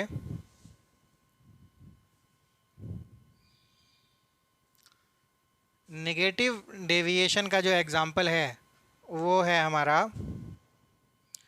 phenol and aniline, phenol and aniline. ठीक है, तो नेगेटिव डेविएशन में जो बॉन्ड लेंथ हो जाएगी वो क्या हो जाएगी, नेगेटिव हो जाएगी। नेगेटिव का सीन है जो बॉन्ड लेंथ प्रोडक्ट की होगी माइनस बॉन्ड लेंथ रिएक्टेंट, तो इसमें ये रिएक्टेंट की बॉन्ड लेंथ ज़्यादा होगी, यानी इसका इंटरेक्शंस क्या हो गए हमारे वीक होंगे, तभी हमारे ये जो वैल्यू है ये नेगेटिव आई, इसीलिए हम लोगों का ये एग्जाम्पल भी है। तो एग्जाम्पल हमको एज सच ध्यान रखना है। और हमारा जैसे क्लोरोफॉर्म एसीटोन का एग्जाम्पल है ये भी इसी का है। ऐसे पॉजिटिव डेविएशन के भी हमारे एग्जाम्पल दे रखे हैं, जैसे इथेनॉल एंड एसीटोन का एग्जाम्पल दिया हुआ है। ठीक है, तो ये हमारे एनसीईआरटी में एज इट इज़ गिवन है example for negative and positive deviations. चलिए नेक्स्ट जो हमारा टर्म है वो है हमारा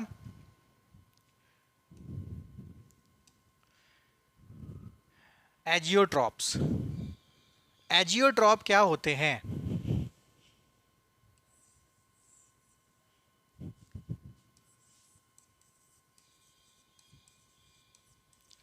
एजियोट्रॉप्स क्या होते हैं बच्चों? एजियोट्रॉप्स क्या होते हैं? एजियोट्रॉप्स ऐसे सॉल्यूशन के कंपोजिशन होते हैं, दो कंडीशन है यहाँ पर, having the same composition in liquid and vapour phase, and ये पहली कंडीशन है, और दूसरी कंडीशन यहाँ पर है बॉयल एट कांस्टेंट टेम्परेचर। क्या कंडीशन है कि ये जो बॉयल होते हैं एट कांस्टेंट टेम्परेचर, यानी अगर हम लोगों ने ए और बी को मिलाया, ए का बच्चों अलग है बॉइलिंग पॉइंट और बी का अलग है, लेकिन जब ये ए भी हो गए तो इस ये जो बॉयल करेंगे वो एक ही टेम्परेचर पर ये दोनों बॉयल करेंगे, तो हम लोग क्या बोलेंगे कि ये क्या हैं, एजियोट्रॉप्स हैं। क्या हैं? एजियोट्रॉप्स हैं। ठीक है, दूसरी कंडीशन है कि इनकी जो वेपर और लिक्विड फेज में जो कंपोजिशन है वो सेम होनी चाहिए। जैसे ए और बी है, इसमें जो ए की कंपोजिशन और बी की कंपोजिशन है वही इसके वेपर में भी कंपोजिशन होनी चाहिए। जो इसका वेपर होगा, वेपर फेज होगा, उसमें भी उसकी वही परसेंटेज ऑफ कंपोजिशन होनी चाहिए जो कि लिक्विड फेज में मिलती है। दो टाइप के एजियोट्रॉप्स होते हैं, मैक्सिमम बॉइलिंग एजियोट्रॉप और मिनिमम बॉइलिंग एजियोट्रॉप। ठीक है, ये जो मिनिमम बॉइलिंग एजियोट्रॉप होता है ये पॉजिटिव दिखाता है, और ये जो मैक्सिमम बॉइलिंग एजियोट्रॉप होता है वो क्या दिखाता है, हमारा नेगेटिव डेविएशन शो करता है। और इन दोनों के हमारे पास एक एक एग्जांपल दिए हुए हैं। एक एग्जांपल है इथेनॉल वाटर का, और एक एग्जांपल है नाइट्रिक एसिड और वाटर का। ठीक है, ये नेगेटिव डेविएशन के लिए है और ये पॉजिटिव के लिए। चलिए, now the most important, one of the most important topic in the chapter solution, that is colligative properties. colligative properties, ठीक है, and determination of molar mass. तो हमें केवल देखना है कॉलिगेटिव प्रॉपर्टीज़, और उनका जब हम लोग फॉर्मुलेशन करेंगे तो वहाँ पर मोलर मास हमारा क्या हो जाएगा, मोलर मास हम लोग वहाँ से उस फॉर्मूले से निकाल सकते हैं। तो कॉलिगेटिव प्रॉपर्टी क्या होती है बच्चों? कॉलिगेटिव प्रॉपर्टी से हम समझते हैं कि ऐसी प्रॉपर्टी जो डिपेंड करती है किस पर, नंबर ऑफ सॉल्यूट पार्टिकल्स पर। नंबर ऑफ सॉल्यूट पार्टिकल पर जो प्रॉपर्टी डिपेंड करती है उसको बोलते हैं कॉलिगेटिव प्रॉपर्टी। अच्छा, irrespective of their nature and relative to the total number of particle present। अब बच्चों अगर हम लोगों ने किसी भी सेम सॉल्वेंट में दो डिफरेंट सॉल्यूट मिलाते हैं अगर हम, और दोनों डिफरेंट सॉल्यूट हैं लेकिन हम लोग नंबर ऑफ सॉल्यूट सेम रखते हैं, तो उसकी कॉलिगेटिव प्रॉपर्टी में डिफरेंस नहीं आने वाला। ये वाली लाइन इस बात को बताना चाह रही है कि अगर हम लोगों ने पानी में सेम अमाउंट डाला, नंबर ऑफ वो डाले सॉल्यूट के एटम, और यूरिया डाला और मान लो कोई और सॉल्यूट डाला, तो इसकी जो कॉलिगेटिव प्रॉपर्टी होगी उसमें चेंज नहीं आएगा, क्योंकि वो उस पर डिपेंड नहीं करती, उसके नेचर पर डिपेंड नहीं करती। तो इसको बोलते हैं कॉलिगेटिव प्रॉपर्टी।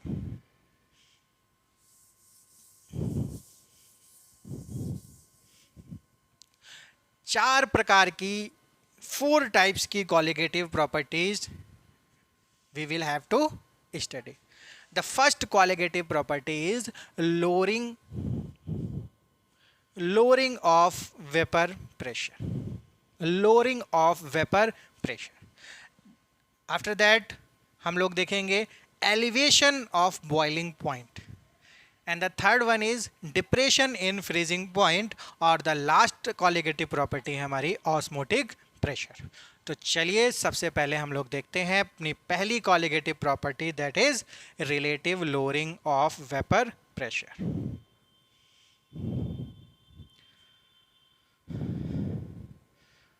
तो हम लोग बच्चों कहाँ से शुरू करेंगे? ये है हमारा relative lowering of vapour pressure. तो हम लोग बात करते हैं लोअरिंग ऑफ वेपर प्रेशर।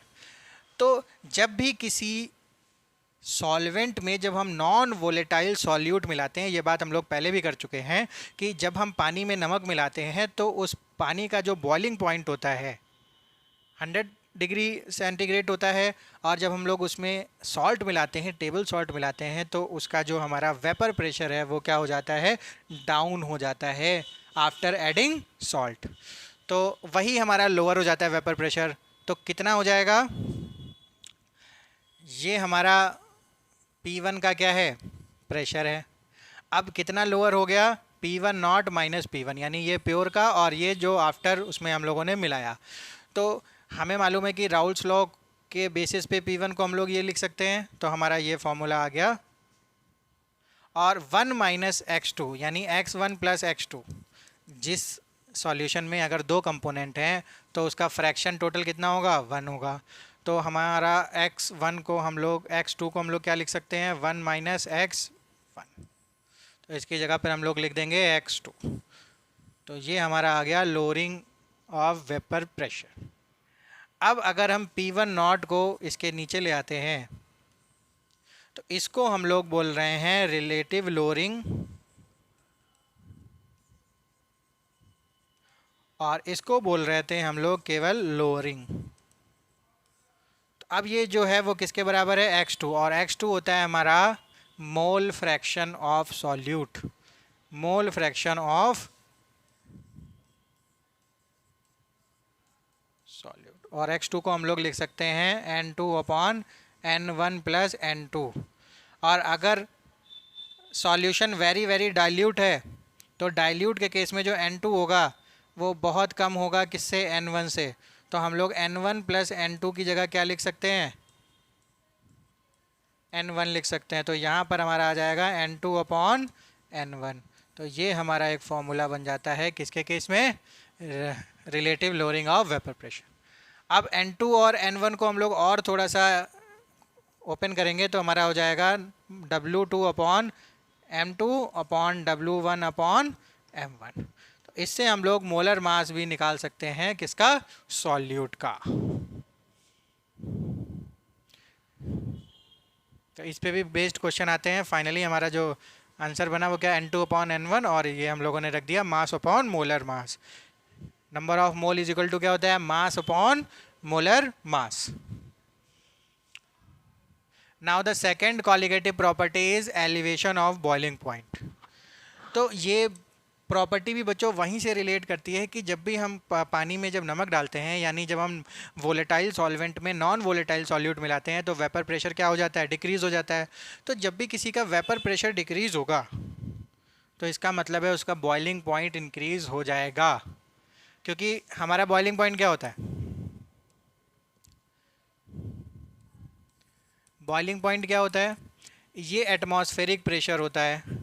और यहाँ पर हम लोग क्या कर रहे हैं, किसी को बॉईल कर रहे हैं मान लो, और ये वेपर प्रेशर बना रहा है। तो जब इसका वेपर प्रेशर इस एटीएम के बराबर हो जाता है, इस एटमॉस्फेरिक प्रेशर के बराबर हो जाता है, तब ये क्या करता है, ये बॉयल होना शुरू होता है। तो इसका मतलब है वेपर प्रेशर अगर डिक्रीज़ करेगा तो हमको अपना बॉइलिंग टेम्परेचर बढ़ाना पड़ेगा। यानी अगर वेपर प्रेशर किसी का डिक्रीज़ हो रहा है तो बॉइलिंग पॉइंट क्या होगा, इंक्रीज़ होगा।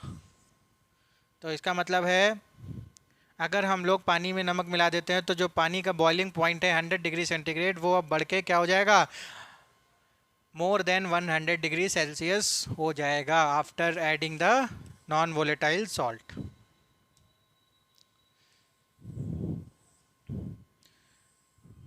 इस ग्राफ से भी हम लोग देख सकते हैं यही सेम। ये है हमारा टेम्परेचर और ये है हमारा वेपर प्रेशर, और ये जो लाइन है वो है किसकी, एटमॉस्फेरिक प्रेशर की एक कांस्टेंट लाइन, एटमॉस्फेरिक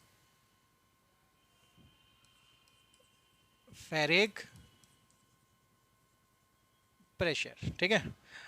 अब जो हमारा नॉर्मल पानी है या सॉल्वेंट हम लोग मान लेते हैं, इसको मान लेते हैं वाटर। तो वाटर का कोई एक बॉइलिंग टेम्परेचर है, उसको हम लोग मान लेते हैं T0B। और उसमें अगर हम लोग सॉल्ट मिलाते हैं, सॉल्ट, तो हमारा जो सॉल्यूशन है उस वो जाके काटता है इसको यहाँ पर, यानी टेम्परेचर को बढ़ा देता है और हमारा टेम्परेचर हो जाता है TB। ठीक है।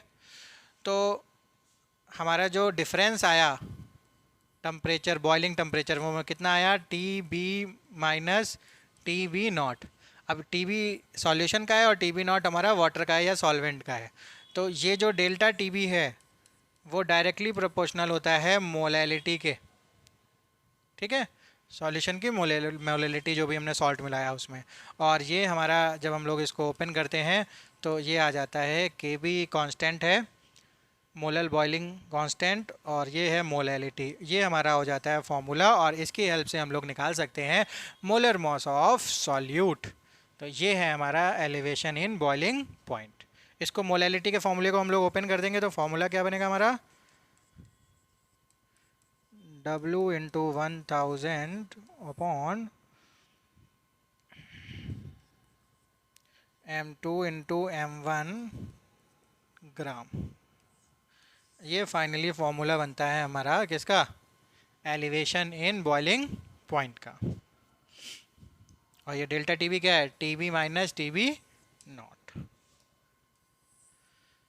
ये फाइनल फार्मूला हमारा ये है।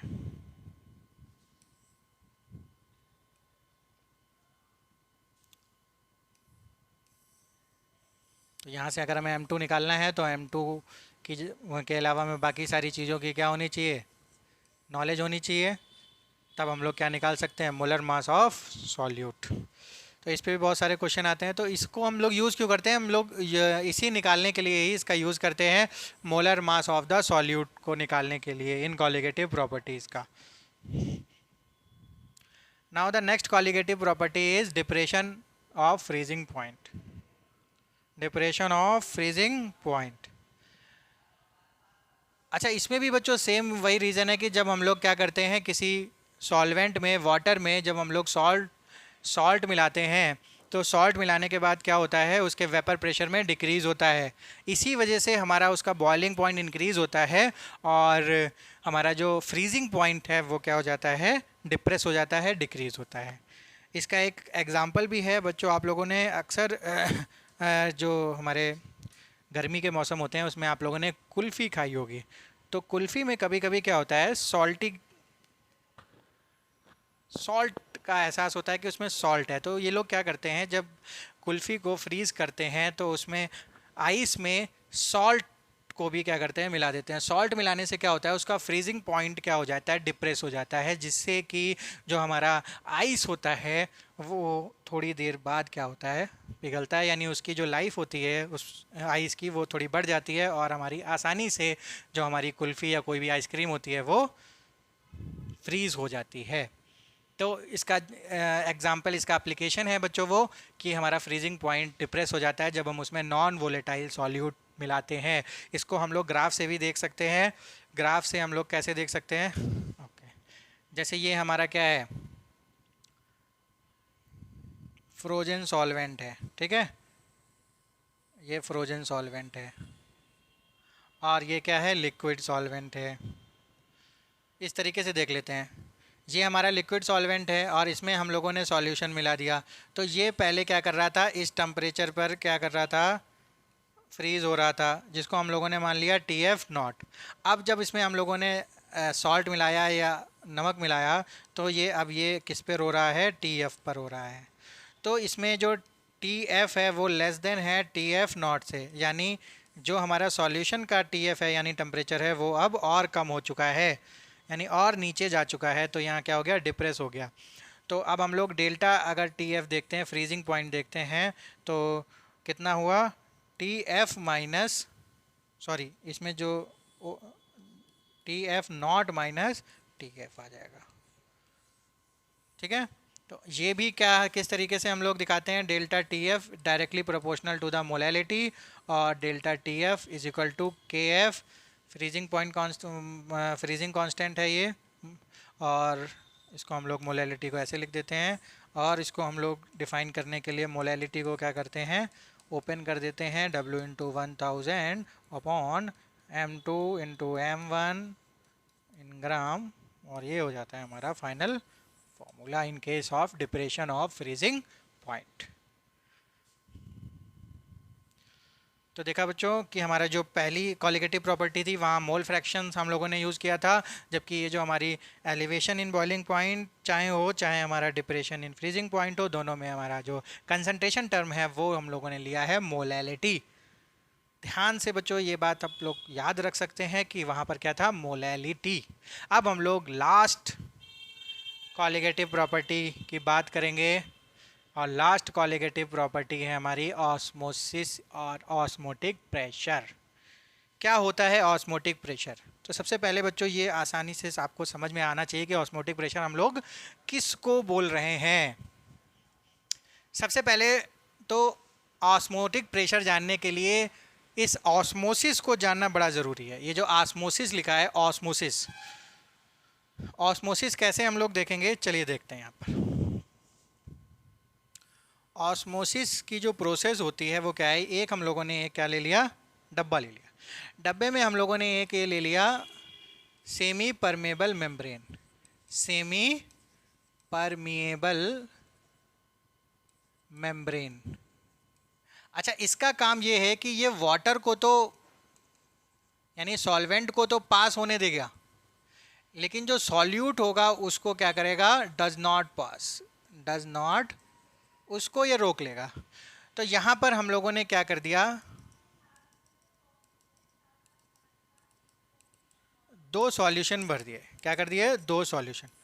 ये लो कंसंट्रेशन सॉल्यूशन है और ये हाई कंसंट्रेशन सॉल्यूशन है। तो होता क्या है बच्चों, जब भी हम किसी दो चीज़ों को आपस में मिलाकर रखते हैं, तो अगर वो हीट की है, उसमें अगर डिफरेंस होता है तो हीट मूव करने लगेगा, अगर पोटेंशियल का डिफरेंस है तो पोटेंशियल मूव करने लगेगा, और यहाँ पर हमारा डिफरेंस किस बात का है, कंसंट्रेशन का है। तो यहाँ पर कंसंट्रेशन को बराबर करने के लिए मूवमेंट होगी, लेकिन बच्चों सॉल्यूट पार्टिकल की मूवमेंट अलाउ नहीं है, केवल अलाउ किसको है, वाटर को। तो वाटर की मूवमेंट यहाँ पर होगी, किसकी मूवमेंट होगी, वाटर की मूवमेंट होगी। और कहाँ से कहाँ होगी, जहाँ पर पानी ज़्यादा होगा, ठीक है, और ज़्यादा पानी से कम पानी की तरफ जाएगा। तो लो कंसंट्रेशन में ज़्यादा वाटर होगा या हाई कंसंट्रेशन में, सिंपल सी बात है, यहाँ पर हाई वाटर होगा, यानी वाटर का अमाउंट क्या होगा, ज़्यादा होगा। तो वाटर का फ्लो जो होगा वो कहाँ से कहाँ होगा, वो यहाँ से यहाँ होगा, वाटर का flow.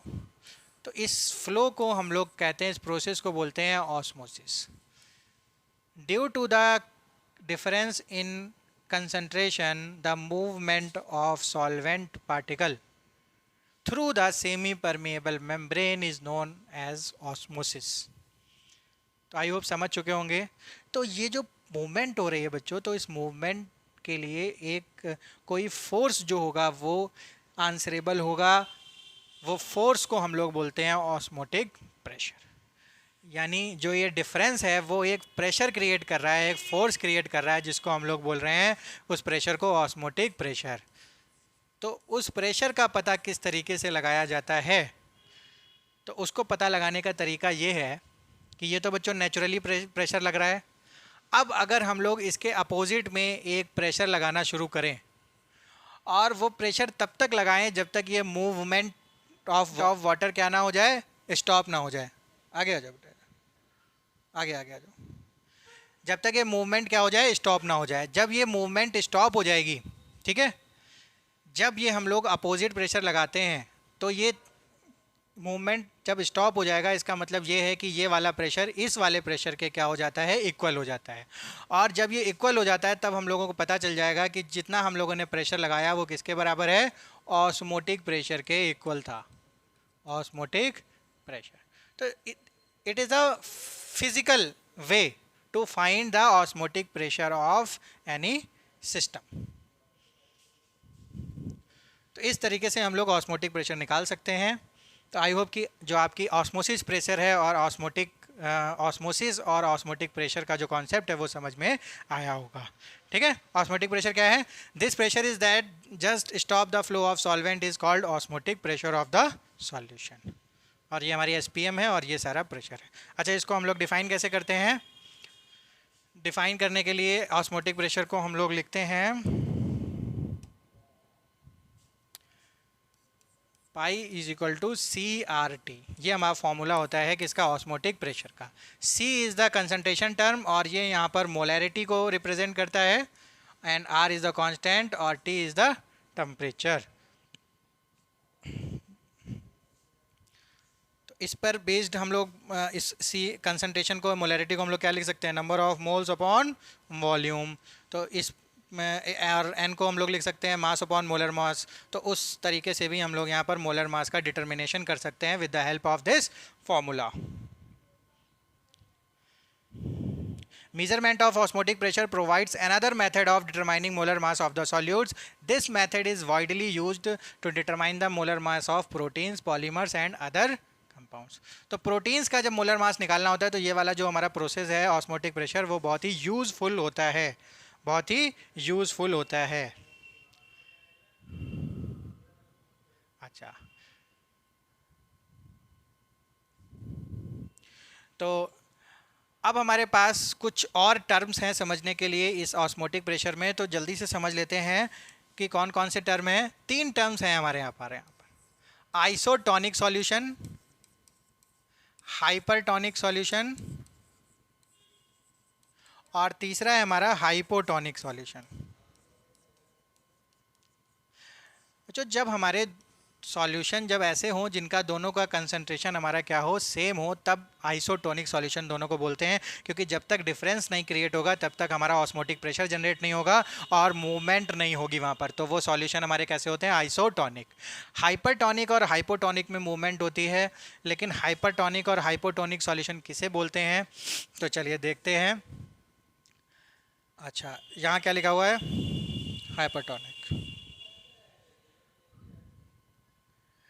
If the salt concentration is less than the solution is said to be hypotonic. Hypotonic क्या होता है कि हमारा एक, सपोज कर लेते हैं ये क्या है, ये कंसंट्रेशन है किसी का, सॉल्यूशन है हमारा। अब अगर कोई भी हम लोगों ने कोई किसी चीज़ को क्या करे, यहाँ पर डिप कर दिया, सपोज कर लेते हैं कोई सेल हम लोगों ने यहाँ पर डिप करी, तो जब हम लोगों ने सेल को डिप किया तो अगर मूवमेंट क्या होगा, मूवमेंट बाहर से अंदर की तरफ होता है, तो ये जो हमारी सेल है वो क्या हो जाएगी? स्वेल हो जाएगी। तो ऐसा बच्चों तभी होगा जब ये लो कंसंट्रेशन हो और ये हाई कंसंट्रेशन का हो। Only then the water will move from this solution to the cell, और हमारी जो सेल होगी वो क्या हो जाएगी? स्वेल हो जाएगी। तो इस तरीके की कंडीशन को हम लोग बोलेंगे हाइपोटोनिक सॉल्यूशन। क्या बोलेंगे? Hypotonic solution. अब जो कंडीशन अगर हो कि अगर हमारा जो सॉल्यूशन है वो हाई कंसंट्रेशन का हो, अगर हम लोग इस सेल को, ह्यूमन सेल को इसमें हम लोग डिप कराएं, तो हमारा जो सेल के अंदर का जो वाटर, वो वाटर है वो हमारा कहाँ निकलने लगेगा, इस सॉल्यूशन की तरफ, और हमारी जो सेल हो जाएगी वो क्या हो जाएगी, वो श्रिंक हो जाएगी। तो ये कंडीशन जो है वो हाइपरटोनिक सॉल्यूशन की जो कंडीशन है। तो हाइपर मतलब बच्चों हम लोग यहाँ पर पता लगा सकते हैं कि हाइपर मतलब ज़्यादा और हाइपो मतलब कम। तो अगर हम इस सॉल्यूशन को देखें, हाई कंसंट्रेशन का मतलब हाइपर और ये लो कंसंट्रेशन का मतलब हाइपो। तो इन दोनों चीज़ों से हम लोग कोरिलेट करके इसको याद रख सकते हैं। और जब हमारा सॉल्यूशन हाई कंसंट्रेशन का हो तो उसे हाइपोटोनिक सॉल्यूशन बोलेंगे, हाइपरटोनिक, और जब कंसंट्रेशन हमारा लो का हो तो उसे हम लोग हाइपोटोनिक सॉल्यूशन बोलेंगे। इन हाइपोटोनिक कंडीशन हमारी जो स्वेलिंग हो जाती है सेल्स में, और अगर हाइपरटोनिक कंडीशन है तो हमारी सेल श्रिंक हो जाती हैं। In case of isotonic solution nothing will happen with the human cell. अच्छा, तभी बच्चों ये क्या करते हैं, हमारा जब हम लोगों को सेलाइन वाटर दिया जाता है तो उसका जो कंसंट्रेशन होता है वो बहुत ध्यान में रखा जाता है, क्योंकि हमारा जो कंसंट्रेशन है उस सेलाइन वाटर का वो हमारी जो सेल्स के अंदर जो मैट्रिसेस है उसके कंसंट्रेशन से डिफ़र नहीं होना चाहिए। अदरवाइज़ क्या होगा, हमारी सेल श्रिंक या फिर हमारी स्वेल हो सकती है, जिससे कि हमें आगे हमारी लाइफ तक डेंजर में आ सकती है। तो ये बात हम लोगों को बहुत ध्यान में रखनी होती है। हम लोगों को नहीं, जो भी हमारे मेडिकल असिस्टेंस से जुड़े हुए लोग होते हैं उनको ये बात बहुत ध्यान रखनी होती है। इसीलिए मेडिकल कंडीशन में ये प्रेफर किया जाता है कि आप उसी को दिखाएं जाके जिसको इन सब चीज़ों की नॉलेज हो। ये छोटी छोटी जो बातें होती हैं ये बाद में बच्चों प्रॉब्लम कर सकती हैं। Now the next point is the application of this process osmosis. तो हम लोगों ने जो अभी आइसोटोनिक, हाइपरटोनिक और हाइपरटोनिक कंडीशंस पढ़ी, उसके बेसिस पे कुछ ऐसे एप्लीकेशंस हैं जो हमारे डेली लाइफ में आसपास हमको दिखाई पड़ते हैं। जैसे हम लोग कह सकते हैं कि हम लोग यूज़ करते हैं अपने जो हमारे पिकल्स होते हैं उसमें हम लोग सॉल्ट का यूज़ करते हैं। तो क्यों करते हैं, तो ये इस तरीके से क्वेश्चन भी बन सकता है। तो वहाँ पर क्या होता है, जब हम लोग सॉल्ट डालते हैं तो सॉल्ट की कंसंट्रेशन हाई होती है, और जो पिकल्स के ऊपर बैक्टीरियाज आ जाते हैं उनका जो कंसंट्रेशन होता है वो लो होता है, और उस वजह से जो वाटर का मूवमेंट है वो फ्रॉम बैक्टीरिया टू आउटसाइड हो जाता है, जिससे कि जो हमारे बैक्टीरिया होते हैं वो किल हो जाते हैं।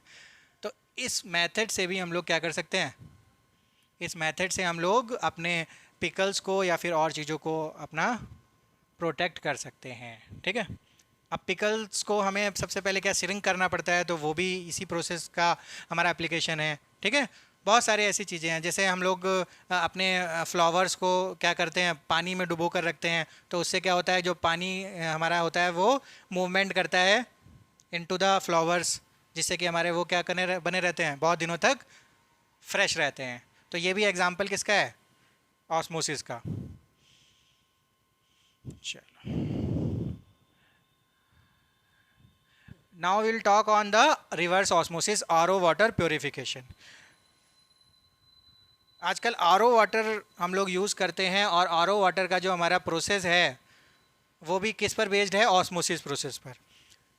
तो यहाँ पर अगर हम लोग सेम बात करें, अभी हम लोगों ने जो प्रोसेस देखा, प्रोसेस में हम लोगों ने देखा कि हमारा मूवमेंट ऑफ वाटर होता है। तो अगर हम लोग ऐसे ही दो कंडीशंस लेते हैं, ऐसी कंडीशन लेते हैं जिसमें एक चैम्बर में हम लोग फ्रेश वाटर रखते हैं और एक चैम्बर में हम लोग सॉल्यूशन रखते हैं जिसमें कुछ कंटेमिनेटेड वाटर है या किसी भी कंटेमिनेशन का सॉल्यूशन है, तो होगा क्या, हमारा जो वाटर होगा वो फ्रेश वाटर से कंटेमिनेटेड वाटर की तरफ होगा, जो कि हमको नहीं चाहिए।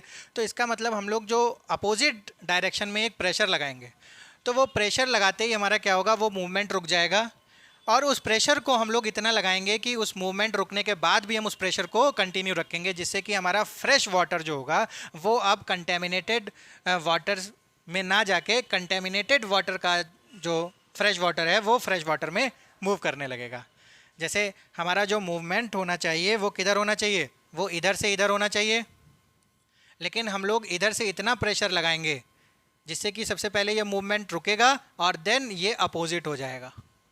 तो इसका मतलब है जो प्रेशर है ये हमारा की फीचर है इस आरओ प्रोसेस का, यानी हमको यहाँ पर प्रेशर लगाना पड़ेगा। प्रेशर के लिए हमको चाहिए होगी एनर्जी। तो सबसे बड़ी प्रॉब्लम बच्चों आरओ में क्या होती है? एनर्जी। अदरवाइज जितना भी सलाइन वाटर है हमारे आसपास उसको हम लोग चेंज कर सकते हैं फ्रेश वाटर में। तो आपका एक क्वेश्चन हो सकता है कि हमारे पास इतना वाटर है तो हम लोग क्यों फ्रेश वाटर से, हम लोग फ्रेश वाटर की कमी क्यों हो सकती है, या फिर क्यों हम लोग परेशानी में रहते हैं कि हमारे पास फ्रेश वाटर क्या है, डिफिशिएंट है। तो प्रॉब्लम ये होती है कि यहाँ पर जो हम लोग प्रेशर जनरेट करेंगे उस प्रेशर के लिए हमको क्या चाहिए? एनर्जी। और एनर्जी के हमारे पास लिमिटेड सोर्स हैं। तो जैसे ही हमारी एनर्जी की प्रॉब्लम ख़त्म हो जाती है तो हमारी ऑलरेडी ये जो फ्रेश वाटर की प्रॉब्लम है ये भी दूर हो जाएगी।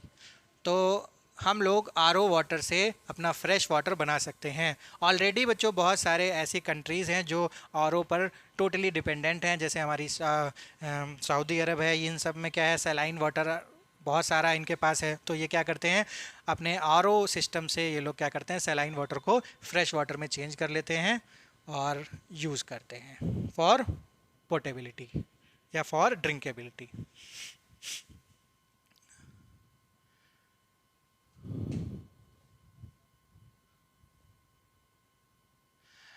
Now the last topic of the chapter is abnormal molar mass. तो आई होप बच्चों ये जो टॉपिक्स थे आप लोगों को समझ में आ रहे होंगे, और आपका जो ये रिवीजन है इसी तरीके से वन शॉट हम लोग लेते रहेंगे और पूरा सिलेबस हम लोग कंप्लीट करेंगे विद इन 4 to 5 डेज़। तो इसी तरीके से आपके पास कंटिन्यूस वीडियोस आते रहेंगे। तो हमारा लास्ट जो टॉपिक है एबनॉर्मल मोलर मास कंप्लीट करते हैं जल्दी से। तो एबनॉर्मल मोलर मास, जैसे हम लोगों को इसका वर्ड से ही पता चल रहा है कि कुछ एबनॉर्मेलिटी यहाँ पर क्रिएट हो रही है। तो हम लोगों ने जो क्वालिटेटिव प्रॉपर्टी निकाली है, किसी भी सॉल्यूशन की जब हम क्वालिटेटिव प्रॉपर्टी निकालते हैं तो प्रॉब्लम बच्चों ये आ रही है कि कुछ ऐसे हमारे पास सॉल्यूट हैं, जैसे फॉर एग्जांपल KCl। अब ये करता क्या है, इसकी क्वालिटेटिव प्रॉपर्टी में हम लोग जब निकालते हैं तो इसको 1 मान के चलते हैं, लेकिन ये ब्रेक हो जाता है K+ और Cl- में। तो इसके जो नंबर हैं वो आ जाते हैं 2। तो यहाँ पर जो एबनॉर्मेलिटी है वो due to the dissociation of ionic compounds हमें देखने को मिलती है। यानी हम लोग 1 मान के चल रहे हैं और आ रहा है नंबर यहाँ पर 2। कुछ ऐसे कंपाउंड होते हैं जो ऐड हो जाते हैं, डाइमर बनाते हैं, जैसे CH3COOH। अब होता क्या है कि इसको हम लोगों ने 1 माना, लेकिन होता क्या है कि ये 2 CH3COOH एक साथ मिलके क्या बनाते हैं, डाइमर फॉर्म करते हैं।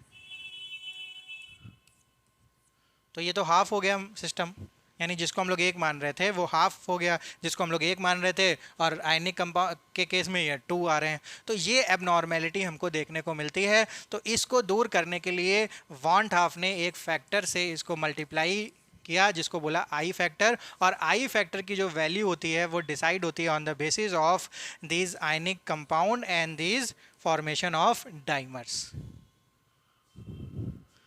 तो कुछ एग्जांपल्स देखते हैं। जैसे ये हमारा एसिटिक एसिड है, ये डाइमर बना रहा है। ऐसे ही हमारे जो आयनिक कंपाउंड हैं, जैसे NaCl है, ये 2 में ब्रेक हो जाता है, KCl 2 में ब्रेक हो जाता है। ऐसे ही MgSO4 हमारा 2 में ब्रेक हो जाता है, K2SO4 3 आयंस में ब्रेक हो जाता है। तो इस तरीके से हम लोग आई फैक्टर को डिसाइड करते हैं, और आई फैक्टर को डिसाइड करने के लिए बहुत सारे हमारे पास फॉर्मूलेज हैं। तो देखते हैं कौन सा है पहला। ऐसे तो हम लोग देख के भी डिसाइड कर सकते हैं, और अगर हमारे पास नहीं है कोई भी चीज़, डाटा नहीं दिया गया है, तो डायरेक्ट हमारे पास इस डाटा से भी हम ड्राइव कर सकते हैं कि नॉर्मल मोलर मास अगर है और एबनॉर्मल मोलर मास है तो दोनों का जो रेशियो होगा वो आई फैक्टर होगा। वो भी नहीं है तो क्वालिटेटिव प्रॉपर्टी हम लोग एक ऑब्जर्व ले सकते हैं, कैलकुलेटेड ले सकते हैं। सपोज करिए ऑब्जर्व हमको गिवन है और कैलकुलेट हम लोग गिवन डाटा के बेसिस पे कर सकते हैं, और उसके रेशियो को हम लोग यूज़ कर सकते हैं in finding I factor. And the last जो फॉर्मूला है आई फैक्टर को निकालने का वो है हमारा total number of moles of particles after association और dissociation upon the number of moles of particles before association and dissociation. जैसे KCl हमारा हुआ K+ और Cl-। तो ये टोटल नंबर ऑफ मोल्स हैं आफ्टर डिसोसिएशन और ये है बिफोर डिसोसिएशन, ठीक है। ऐसे ही एसोसिएशन के केस में हो सकता है। तो ये 3 फॉर्मूलेज हैं और इन सारी कॉलिगेटिव प्रॉपर्टी में ये हमारा आई फैक्टर है जिससे मल्टीप्लाई किया गया है। तो यहाँ से इस आई फैक्टर को हम लोग मल्टीप्लाई करके इसकी अबनॉर्मेलिटी को क्या कर देते हैं, दूर कर देते हैं।